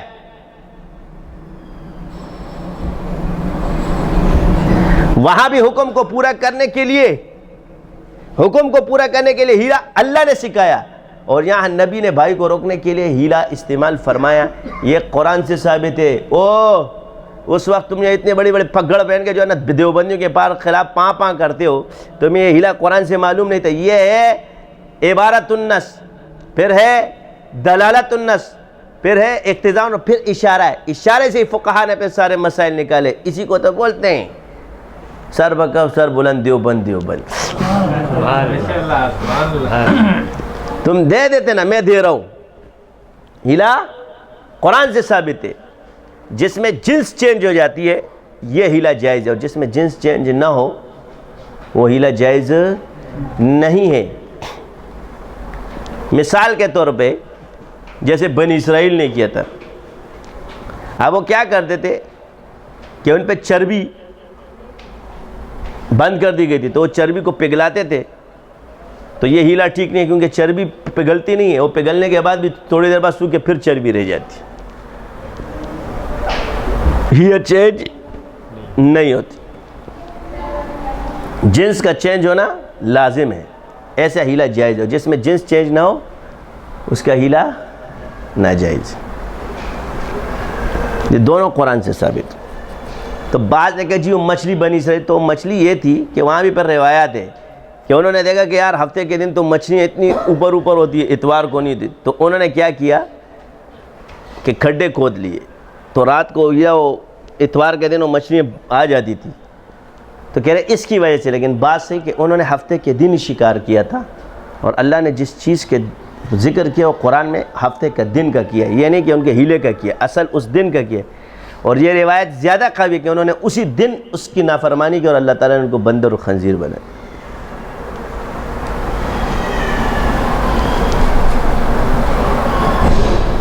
سمجھ آئی؟ اس ہیلے پہ نہیں پکڑا، بلکہ انہوں نے اسی دن، کیونکہ قرآن نے تو وضاحت فرمائی ہے کہ انہوں نے اسی دن چیز کو پکڑا ہے. تو عرض ہے کہ ہیلہ ثابت ہے، ہیلہ ثابت ہے. جو یہ کہتا ہے کہ ہیلہ ثابت نہیں، یہ غلط بات ہے. خنزیر اتنا کھا سکتے ہو کہ تم بچ جاؤ، زندگی تمہاری بچ جائے، یہ قرآن نے آپ کو سکھایا ہے. یہ بھی ہیلہ ہے. خنزیر حلال تو نہیں کیا ہے. اسی طرح تمہیں جان بچانے کا خوف ہو، جان بچانا ہے تو اس میں تم وہ کر سکتے ہو. اسی طرح کسی کی عزت بچانی ہو تو اس وقت جھوٹ بولا جا سکتا ہے. فتنے سے محفوظ کیا جا سکتا ہے، اس وقت جھوٹ بولا جا سکتا ہے. اس کی اجازت دی ہے شریعت نے. اس کا یہ مطلب نہیں کہ تم ہر وقت بولتے رہو. تو عرض یہ تمام چیزیں ہیں کہ یہ اسلام میں ثابت ہو. یہاں پر ہم نے دیکھا کہ آپ لوگ یہ کہتے یار یہ تو تعارض تو آپ کے آئے گا، صحیح روایات آپ کے پاس سامنے، پھر کیا کرو گے؟ تو اس کا اصل جواب یہ ہے کہ ائمہ کے پاس جو روایت موجود تھی انہوں نے اس کو مذہب بنایا ہے، اور جو روایت نہیں تھی وہاں انہوں نے اجتہاد فرمایا. یہاں انہوں نے روایات میں اجتہاد کیا ہے کہ کون سی روایت کو لیا جائے، اور جہاں روایات نہیں ہے وہاں جو اجتہاد کیا ہے اس کے بارے میں فرمایا کہ جو بعد میں احادیث آئے. تو اب یہ تھوڑے کہ سارا مذہب ہی تم چینج کر دو. تو 20 تراویحیں کہاں سے ثابت ہیں؟ اس کو ابھی تک یہ پیدا ہوا، اس کو ابھی تک پتہ نہیں 20 تراویحیں کہاں سے ثابت ہیں. ان کو یہ بھی پتہ نہیں، کتابوں میں ڈھونڈتا ہے اور ادھر نہیں ڈھونڈتا جو خانہ کعبہ میں ہو رہی، کیونکہ تم نے تو امام ان کو بنایا ہوا ہے. آپ خانہ کعبہ والے کو نہیں مانتے ہو؟ یا وہ صرف اسٹیکر کے لیے رکھا ہوا ہے؟ رفع دین کے لیے رکھا ہوا ہے صرف کہ جی وہ رفع دین کرتے ہیں، وہ 20 تراویح پڑھتے ہیں اور قیام اللیل بھی پڑھتے ہیں. تمہاری دلیل یہیں سے باطل ہے. وہاں اور ابن تیمیہ نے یہ لکھا ہے. میں نے اس پہ یہ سوال اٹھایا کہ میں ثابت کہاں سے ہے؟ قیام اللیل 8 رکعت الگ پڑھی جاتی آخری عشرے میں. ابھی جاؤ خانہ کعبہ کے اندر اور مسجد نبوی میں 20 رکعت تراویح پڑھی جائے گی. اس کے بعد تم لوگ ادھر آئے، پھر آ کے قیام اللیل شروع ہو جائے گا. 8 رکعت تہجد تک یہ پڑھا جاتا ہے 1 بجے تک. ہوں تینوں جو ہے نا نظر نہیں آتا ہے، وہ سب بھی دیتی ہو گئے.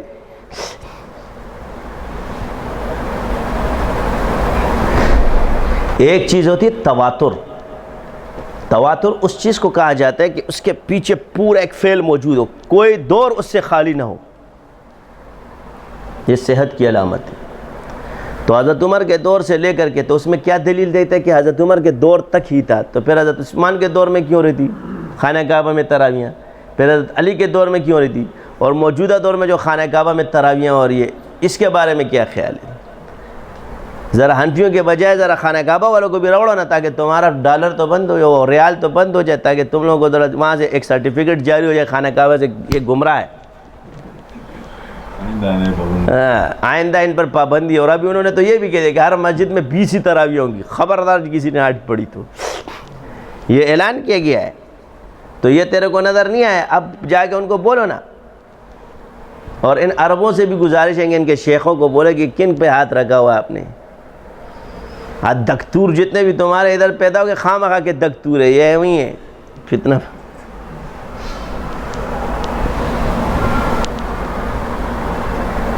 تو شریعت، یہ شریعت نے آپ کو بتایا، یہ فقہا نے بتایا کہ یہ زوائد ہے، یہ دنیا ہے. حدیث نے آپ کو نہیں بتایا. حدیث میں تقسیم نہیں ہے. حدیث میں زیادہ کھانے کو بھی بدعت حضرت عائشہ نے فرمایا ہے کہ سب سے پہلے جو بدعت ایجاد ہوگی وہ زیادہ کھانا ہے. کیا ہے؟ بولنا. کھانا تو جی اس میں سے ہے.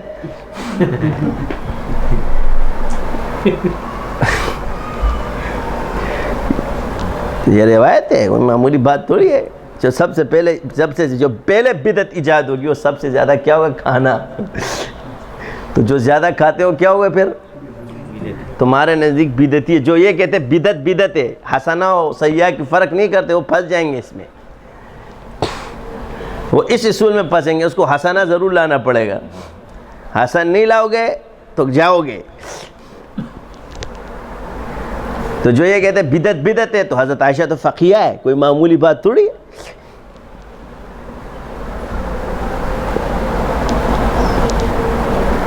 کہ تم اتنا ہلکا لے لو گے ان اصحاب رسول جو فقہاء میں شمار ہوتی ہیں. تو یہ عرض ہے کہ یہ ہمارے یہاں بھی یہ چیز چل رہی ہے، اس لیے پھنسے ہوئے. تو عرض صحیح احادیث میں اگر تو کہتے ایک دفعہ ایک بحث چل رہی تھی، تو کہ جی محدثین نے اصول پیش کیا کہ جہاں صحیح روایت کے اندر تعارض ہو تو وہ حدیث نہیں لی جائے گی. میں نے جواب ملے گا یہ محدثین کا اصول ہے، فقہاء کا اصول نہیں ہے. فقہاء کے ہاں یہ مذہب بنے گا، دونوں برحق ہوں گے. کسی نے بھی اس روایت میں فقیہ نے لے لیا صحیح حدیث کو، بس وہ مذہب قرار پائے گا. اب یہ حدیث منسوخ نہیں ہوگی. منسوخ کے لیے اجماع شرط ہوگا اس میں. اور اگر ہمارے ہاں ہوگا تو ہم اسے جمہوری کہیں گے. اجماعی طور پہ یہی مسئلہ ہے کہ اس پر عمل نہ کیا جائے.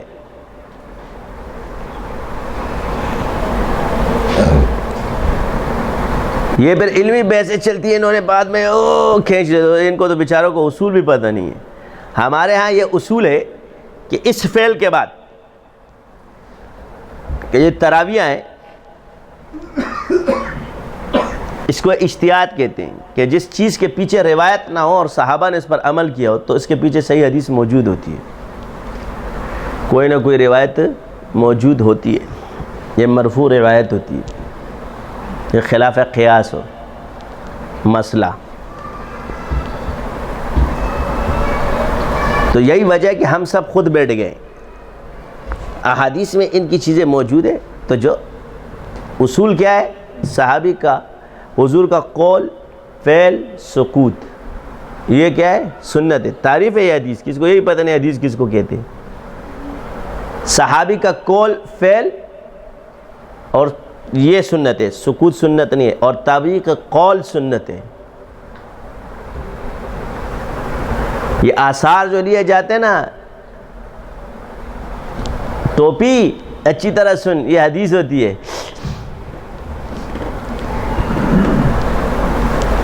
تو حضرت عمر سے جو چیز ثابت ہوگی اس کو حدیث ہی کہا جائے گا. تم لوگ حضرت عمر کو بدعتی سمجھتے ہو نا، یہ مراد لیتے ہو. یہ تو اصحاب رسول سے چلا آ رہا ہے.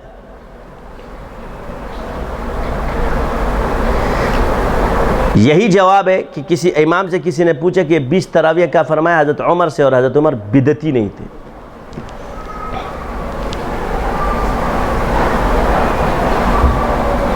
سب پڑھتے رہے 20 یہ پیدا ہوگا. تم نے 8 پڑھنی ہے تو جا کے پڑھو کہ ٹیں ٹیں کرنے کے لیے. تو آگے سے تو پڑھتے رہو. کس نے منع کیا ہے؟ ہم نے منع کیا کہ تم 8 مت پڑھو. کسی حنفی نے آ کے تمہارے سر پہ ڈنڈا رکھا ہے کہ تم لوگوں نے آواز اٹھائی چول سنگھ. یہ فروعی مسائل کو اٹھا کر کے اپنے علم جھاڑنے کی کوشش کرتے ہو. کبھی صحابہ کے پیچھے پڑ جاتے ہو، کبھی یہ مسائل کے پیچھے پڑ جاتے. ان کو یہ بھی پتہ نہیں کہ کس مسئلے میں لڑنا ہے کس میں نہیں ہے. پڑھو جا کے اپنے مسجدوں میں پڑھو. کس نے آگے سے کیا کہتے ہیں؟ لوگوں کو تھکاتے ہیں. لوگ تھکتے ہیں، قرآن نہیں پڑھتے، آرام سے لیٹ جاتے ہیں، بیٹھ جاتے ہیں، عذر. تو اس نے کہا حضرت یہ بات تو ان کی صحیح ہے. میں نے کہا کسی کا دل نہیں چاہتا نماز پڑھنے کا، کیا ہم نماز پڑھنا چھوڑ دیں؟ روزہ رکھنے کا کسی کا دل نہیں چاہتا. کون سے شریعت کے احکام ہے جس کے لیے دل چاہتا ہے کہ وہ کرے؟ انسان تو سہولت پسند ہے. وہ کہتا ہے میں گانے سنوں، ناچوں، گاؤں. وہ اللہ کی عبادت کے لیے تیار تھوڑی. اس کا مطلب ہے ساری عبادت چھوڑ دو کیونکہ لوگوں کا دل نہیں چاہتا، لوگ سست ہوتے. اس چیز سے تو اللہ نے منع فرمایا ہے کہ سستی سے اللہ کی عبادت مت کرو. اس کو تنبیہ دینے کے بجائے، اس پر وہ کرنے کے بجائے تم یہ کہو کہ جی اب وہ بیچارہ سارا سستا رہا ہوگا تو یہ ایک دو سستار ہوں گے یہ نظر آ رہا ہوگا، مگر 100 کھڑے ہوں گے وہ نظر نہیں آ رہے ہوں گے۔ بعض تو تراویح ٹرین کی طرح پڑھتے وہ بھی تو ریکارڈ ہے، 20 تراویح جو ہے نا اس نے پتہ نہیں 1 منٹ میں یہ نظر نہیں آتے، اتنی سہولت چاہیے تھی۔ جو تیزی سے پڑھو گے تب بھی لوگ تھکیں گے، ورزش کر رہا ٹنگ ٹنگ۔ کسی حال میں خوش ہو تم لوگ؟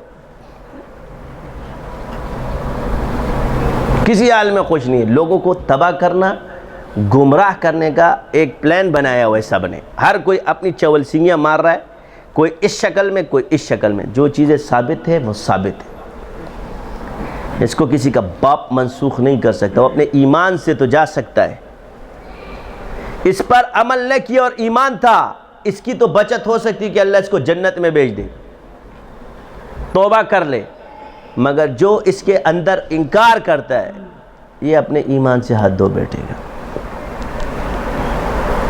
اپنی چیزوں کو ثابت کرنے کے لیے فضول باتیں نہیں کرتے۔ یہی وجہ کہ ہم کہتے ہیں نہ آپ اصحاب رسول سے زیادہ بڑے عالم، نہ آپ ائمہ مجتہدین سے بڑے عالم۔ ہم آپ کو عالم تو چھوڑو، ہم آپ کو جاہل سمجھتے ہیں۔ کوئی کتاب آپ لوگوں نے لکھی ہے، مجتہد کے لیے ضروری ہے کہ خود کوئی چیز تخریج کرے۔ ترمذی سے آپ کر رہے وہ بھی مقلد ہے، شافعی سے وہ روایات جو پیش کرے سب مقلد ہے، اس میں کوئی بھی غیر مقلد نہیں ہے۔ امام بخاری میں اختلاف ہے کہ مجتہد مطلق تھا، باقی صحاح ستہ کے جتنے لوگ ہیں اس کو لوگ مجتہد نہیں مانتے، وہ سب مسلک والے تھے۔ تو ہمارے ایک چیز یہ ٹرینڈ چل گئی کہ لوگ ذرا سی بات سنتے میڈیا، اچھا پھر وہ پڑھے لے گا، شیطان اتنا وہی یہ دیکھو حضرت بات تو کچھ اچھی سی کر رہا ہے، کیا کر رہا ہے؟ کہیں سے تراویح کا لفظ ثابت کر دو، کیا کر دو؟ بھینس کا دودھ حدیث سے ثابت کر۔ تم سب حرام خور ہو، پھر بھینس کا دودھ پیتے ہو،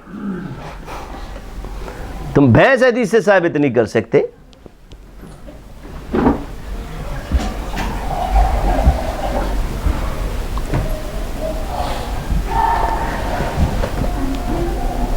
یہ ایک خطرناک ٹرینڈ تھا جو آج کل میں نے جواب تو دے دیا، الحمدللہ خوش ہو گئے کہ ہاں حضرت جواب بڑا اچھا ہے۔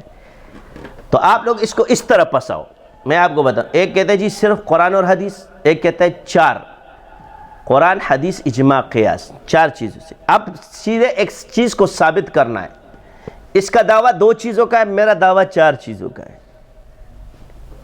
اس کا دعویٰ 2 چیزوں کا ہے، میرا دعویٰ 4 چیزوں کا ہے۔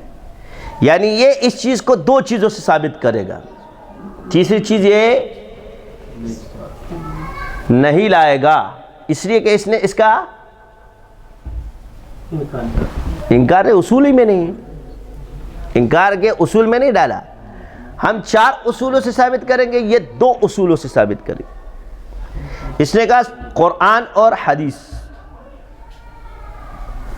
ہم نے کہا نہیں 4 چیزیں، قرآن، حدیث، اجماع، قیاس۔ جب حدیث کے بعد یہ تیسری چیز پر آئے گا یہ خود بخود پھنس جائے گا۔ تو اب آپ ان سے پہلا سوال کرو، نماز کی ترتیب حدیث سے ثابت کرو۔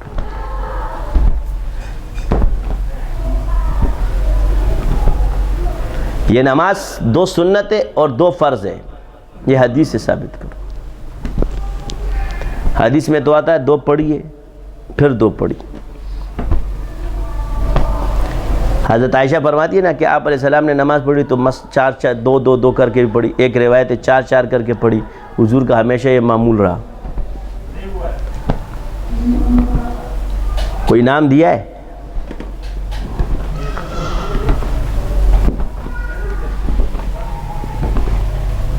پھنس جا، اب یہ دوسری چیز میں آئے گا خود ہی پھنس جائے گا۔ تیسری چیز میں آئے گا ظاہر ہے، کیا کہے گا؟ جو جماعت کے ساتھ پڑھیے وہ فرض ہے، اور جو بغیر جماعت کے پڑھیے یہ ظاہر ہے نہیں ہے نا، یہ حدیث میں نہیں ہے۔ یہ تیسری چیز میں آ گیا، وہ ہے قیاس۔ اور آپ اپنے دعوے میں ہار گئے۔ جب آپ نے یہ دعویٰ کیا کہ قرآن اور حدیث میں نہیں ہے تو آپ نے اس بات کو مان لیا کہ تیسری چیز کا وجود. مگر ہم عرض کرتے ہیں کہ قرآن و حدیث میں چیزیں موجود ہیں، اس لیے ائمہ نے فرمایا کہ بعد میں اگر حدیث آئے گی تو اسی کو مذہب. جب ہمارے قول کے ان کو پتہ تھا ان تک پہنچی نہیں.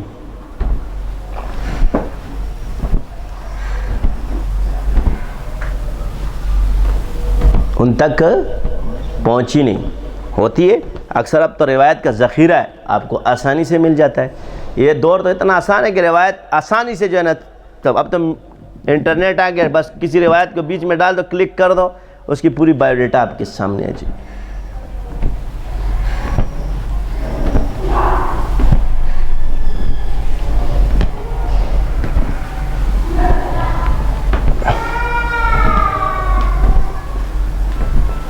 تو یہ کمپیوٹر والے مولوی صاحبان کیا ہے، یہ بھی آج کل ایک ٹرینڈ چلا. تو یہ انجینئر بن گیا، پہلے میں بریلیوں کے پاس گیا، پہلے میں دیوبندیوں کے پاس گیا، پھر کہ یعنی یہ کسی کے پاس بھی صحیح نہیں ہوا اور ایک نیا مذہب بنا کے ہمارے سامنے آ گیا. یعنی ابھی اس نے کہا کہ میں مقلد تو نہیں بن سکتا، اگر میں بریلوی بنوں، دیوبندی بنوں، اہل حدیث بنوں، کچھ بھی بنوں، ایسا کیوں نہ ہو کہ میں خود کچھ نہ کچھ بن جاؤں. 4-5 لوگ بٹھائے ہوں گے، کمرے میں بیٹھ کے جو ہے تقریریں کر رہا ہوگا.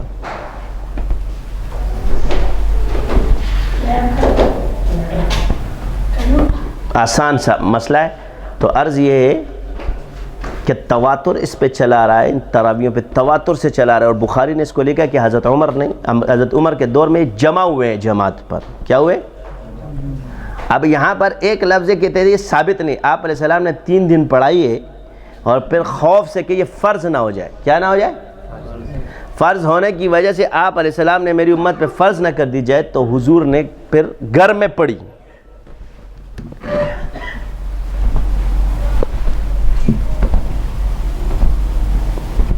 پھر حضور نے گھر میں پڑھنا شروع کی. بس وہی سنت چلتی آ رہی تھی اور حضرت عمر رضی اللہ عنہ نے پھر سب کو ایک جماعت پر متفق کیا ہے. بلکہ یہ تطبیق ہے، یہ نئی چیز نہیں ہے، کیونکہ جماعت بھی ثابت ہے، تنہا بھی ثابت ہے اور مختلف لوگوں سے بھی ثابت ہے. تو وہ چیز پہ تطبیق کر دی اور حضرت عمر رضی اللہ عنہ کے ایک ہی اس میں جمع کر دیا سب کو.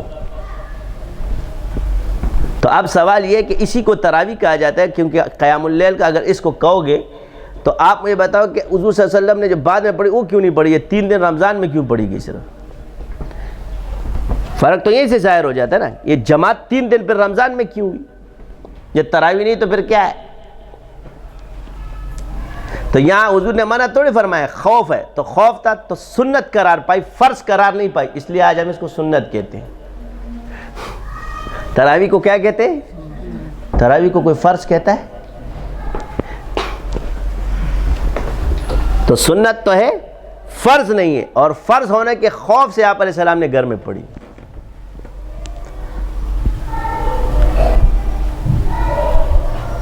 تو آج حضرت عمر رضی اللہ تعالیٰ نے اس کو سہا اور سب کو ایک ہی قاری کے پیچھے جمع کر دیا. اور آج بھی الحمدللہ مسجد نبوی میں آج تک وہ ترتیب جاری ہے. اور پوری دنیا میں جو بھی فقہ سے تعلق رکھتا ہو وہ اس سنت پر عمل پیرا ہے.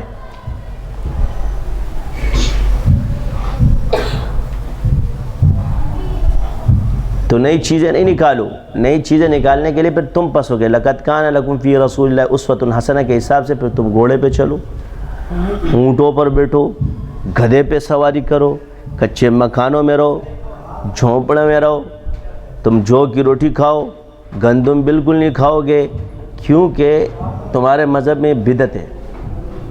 ہمارے مذہب میں جائز ہے کیونکہ ہمارے فقہا نے اس کو جائز قرار دیا ہے، کیونکہ یہ چیزیں خلاف سنت نہیں ہیں. تمہارے ہاں کیونکہ یہ ثابت نہیں ہے لہٰذا کھاؤ. بھینس نہیں کھا سکتے تم. اب اپنے اجتہاد مت کرنا، جو حدیث میں جیسے من وعن آئے اسی طرح چلو. یہ مجتہد کا کام ہوتا ہے کہ اس سے کون سا معنی لیتے. احادیث کا وہ معنی بھی اٹھاتے تھے. میں تو یہاں تک ہے کہ جس مجتہد نے وہ حدیث اٹھائی میں دوسرے کی بات نہیں مانتا. اس میں یہ مجتہد ہے، اس نے اس کا جو معنی لیا یہ اس کا معنی ہے. وہ بڑے جبال علم ہے. وہ سمجھ جاتے تھے کہ کس لیے وہ آئے یہ. جن مجتہدین کے اس میں اختلاف ہے اس کو لیا جاتا ہے. اللہ تعالی ہم ان پر رحم فرمائے اور یہ آخری عشرہ ہے، ہم سب کی مغفرت فرمائے. تو یہ چیز تھوڑی وضاحت اس لیے کرنی تھی کہ بس اس دو چیزوں کہ روایات میں قرآن کی کون سی آیات کو کسی مجتہد نے لیا اپنے دلیل میں وہ اس کا مذہب، دوسرا اس کا مذہب، اس کا اشارہ اس نے جو سمجھا وہ اس کا مذہب، صحیح روایات میں جو ان کے پاس ہے اس کا اس نے مذہب بنایا. یہ چیزیں ہیں.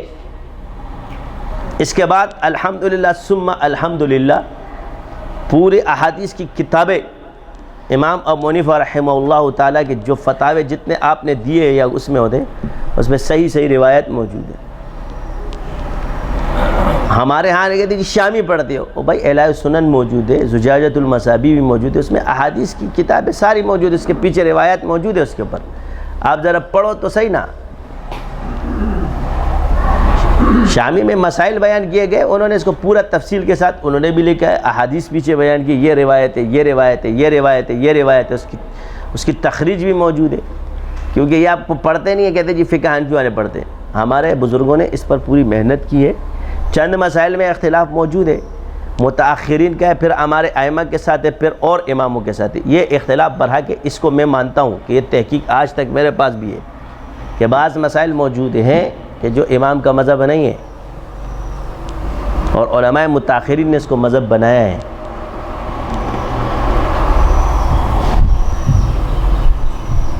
لیکن الحمدللہ جب ہم نے تحقیق کی ہے، امام ابو نے جامع المسانید لا کر کے خود دیکھا تو ہر مسئلہ باقاعدہ مسند امام اعظم میں انہوں نے ترک رفع الیدین کو دلیل سے لیا ہے، قرات کو دلیل سے لیا ہے، حدیث کی دلیل اس کے پیچھے موجود ہے، فاتحہ کو دلیل سے لیا ہے، ہر چیز کو دلائل کے ساتھ لیا ہے. بغیر دلیل کی چیزیں نہیں ہیں. اس لیے عبادات میں اولا اور غیر اولا کا اختلاف ہے. تو ان کے بعد جو حدیثیں پہنچی انہوں نے اس کو مذہب بنایا، ہمارے پاس جو حدیثیں ائمہ کے پاس ان کو پہنچی انہوں نے اس کو مذہب بنایا. اللہ خیر صلی اللہ. اسی کے لیے اللہ نے مجتہد پیدا کیا اور اس مجتہد کے مذہب کو جاری کر دیا. اب کیا ہوا، پورے کل دین کو زندہ کرنا تھا تو حضور کے 1.25 لاکھ صحابہ تھے، اس کے بعد 1.25 لاکھ اولیاء ہے، ائمہ کے جتنے مشہور سب کو دیکھو، ہر سنت زندہ ہے حضور. یعنی جتنے طریقوں سے آپ علیہ السلام نے نماز پڑھی ہے اس روئے زمین پر اتنے ہی طریقوں پر نماز پڑھی جا رہی ہے. جتنے طریقوں سے حضور نے پڑھی ہے جو روایات سے ثابت ہے اتنے ہی طریقوں پر اس روئے زمین پر نماز پڑھنا آج بھی جاری ہے. جتنے طریقوں پر آپ علیہ السلام نے تکبیر فرمائی ہے اتنے ہی طریقوں پر وہ تکبیر آج بھی کہی جا رہی ہے. جتنے طریقوں پر اذان موجود ہے اتنے ہی طریقوں پر آج پڑھی جا رہی ہے. جتنے اوقات میں حضور صلی اللہ علیہ وسلم نے نمازیں پڑھی ہے آج بھی روئے زمین پر اتنی اوقات میں نمازیں پڑھی جا رہی ہے. اول وقت ہے، آخر وقت ہے، سفر میں قصر ہے، جو بھی ہے ہر چیز آج تک جاری ہے، رکی نہیں ہے. کیوں؟ اسی کے وجود کے لیے اللہ تعالیٰ نے مجتہدین کو پیدا کیا اور ان کے سینوں کو اس کی طرف کر دیا. تو جو جس مذہب پر ایک مسلمان اس پر عمل کر رہا ہے سنت زندہ ہے. یہ نظر نہیں آتا؟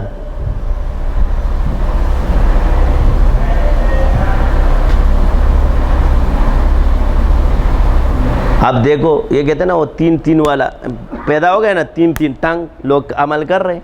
8 والے یہ بھی پیدا ہو گئے، کر رہے کہ نہیں کر رہے؟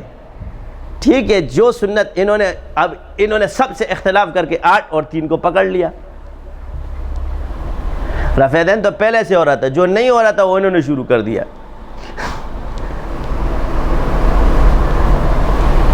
3 طلاق کو ڈنگ 1 ٹھپا، 8 شروع کر دی. چلو بھائی،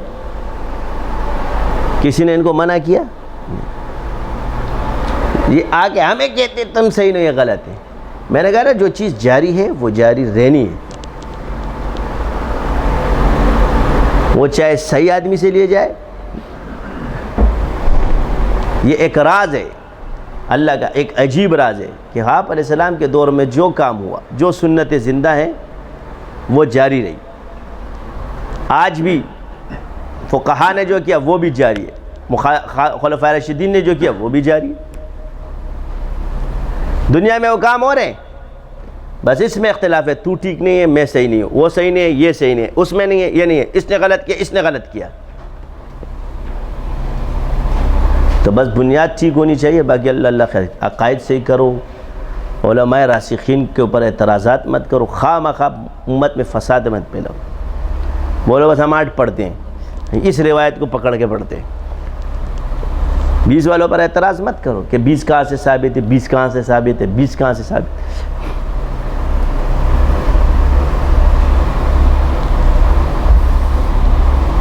خواہ مخواہ اس پہ یہ تواتر ہے.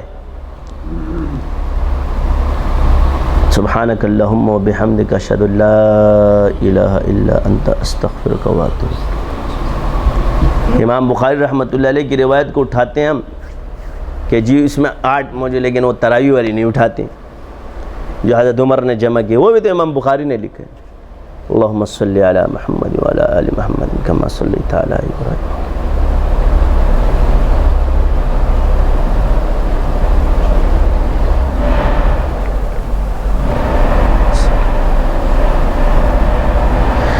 یا اللہ ہمارے گناہ معاف فرما، جتنے خطائیں کی سب کو معاف فرما.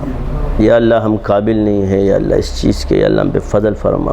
یا اللہ ہمارے سارے گناہ معاف فرما، گناہوں سے دور رکھ. یا اللہ ہر گناہ سے بچا. یا اللہ ہر کبیرہ صغیرہ گناہ سے بچا، زناکاری بدکاری سے بچا. یا اللہ بے نمازی ہونے سے بچا. یا اللہ کفر و شرک اور بدعت سے بچا. یا اللہ مال ناحق کھانے سے بچا. یا اللہ جتنے بھی الحلال کھلا، حرام سے بچا ہر حال میں ہمارے ہم. یا اللہ شیاطین جتنے جال بچائے اللہ سب کو ناکام فرما، ہمارے نفس کی شرارتیں ہمیں محفوظ فرما. یا حی یا قیوم برحمتک استغیث اصلح لی شأن کلہ ولا تکلنی الی نفسی.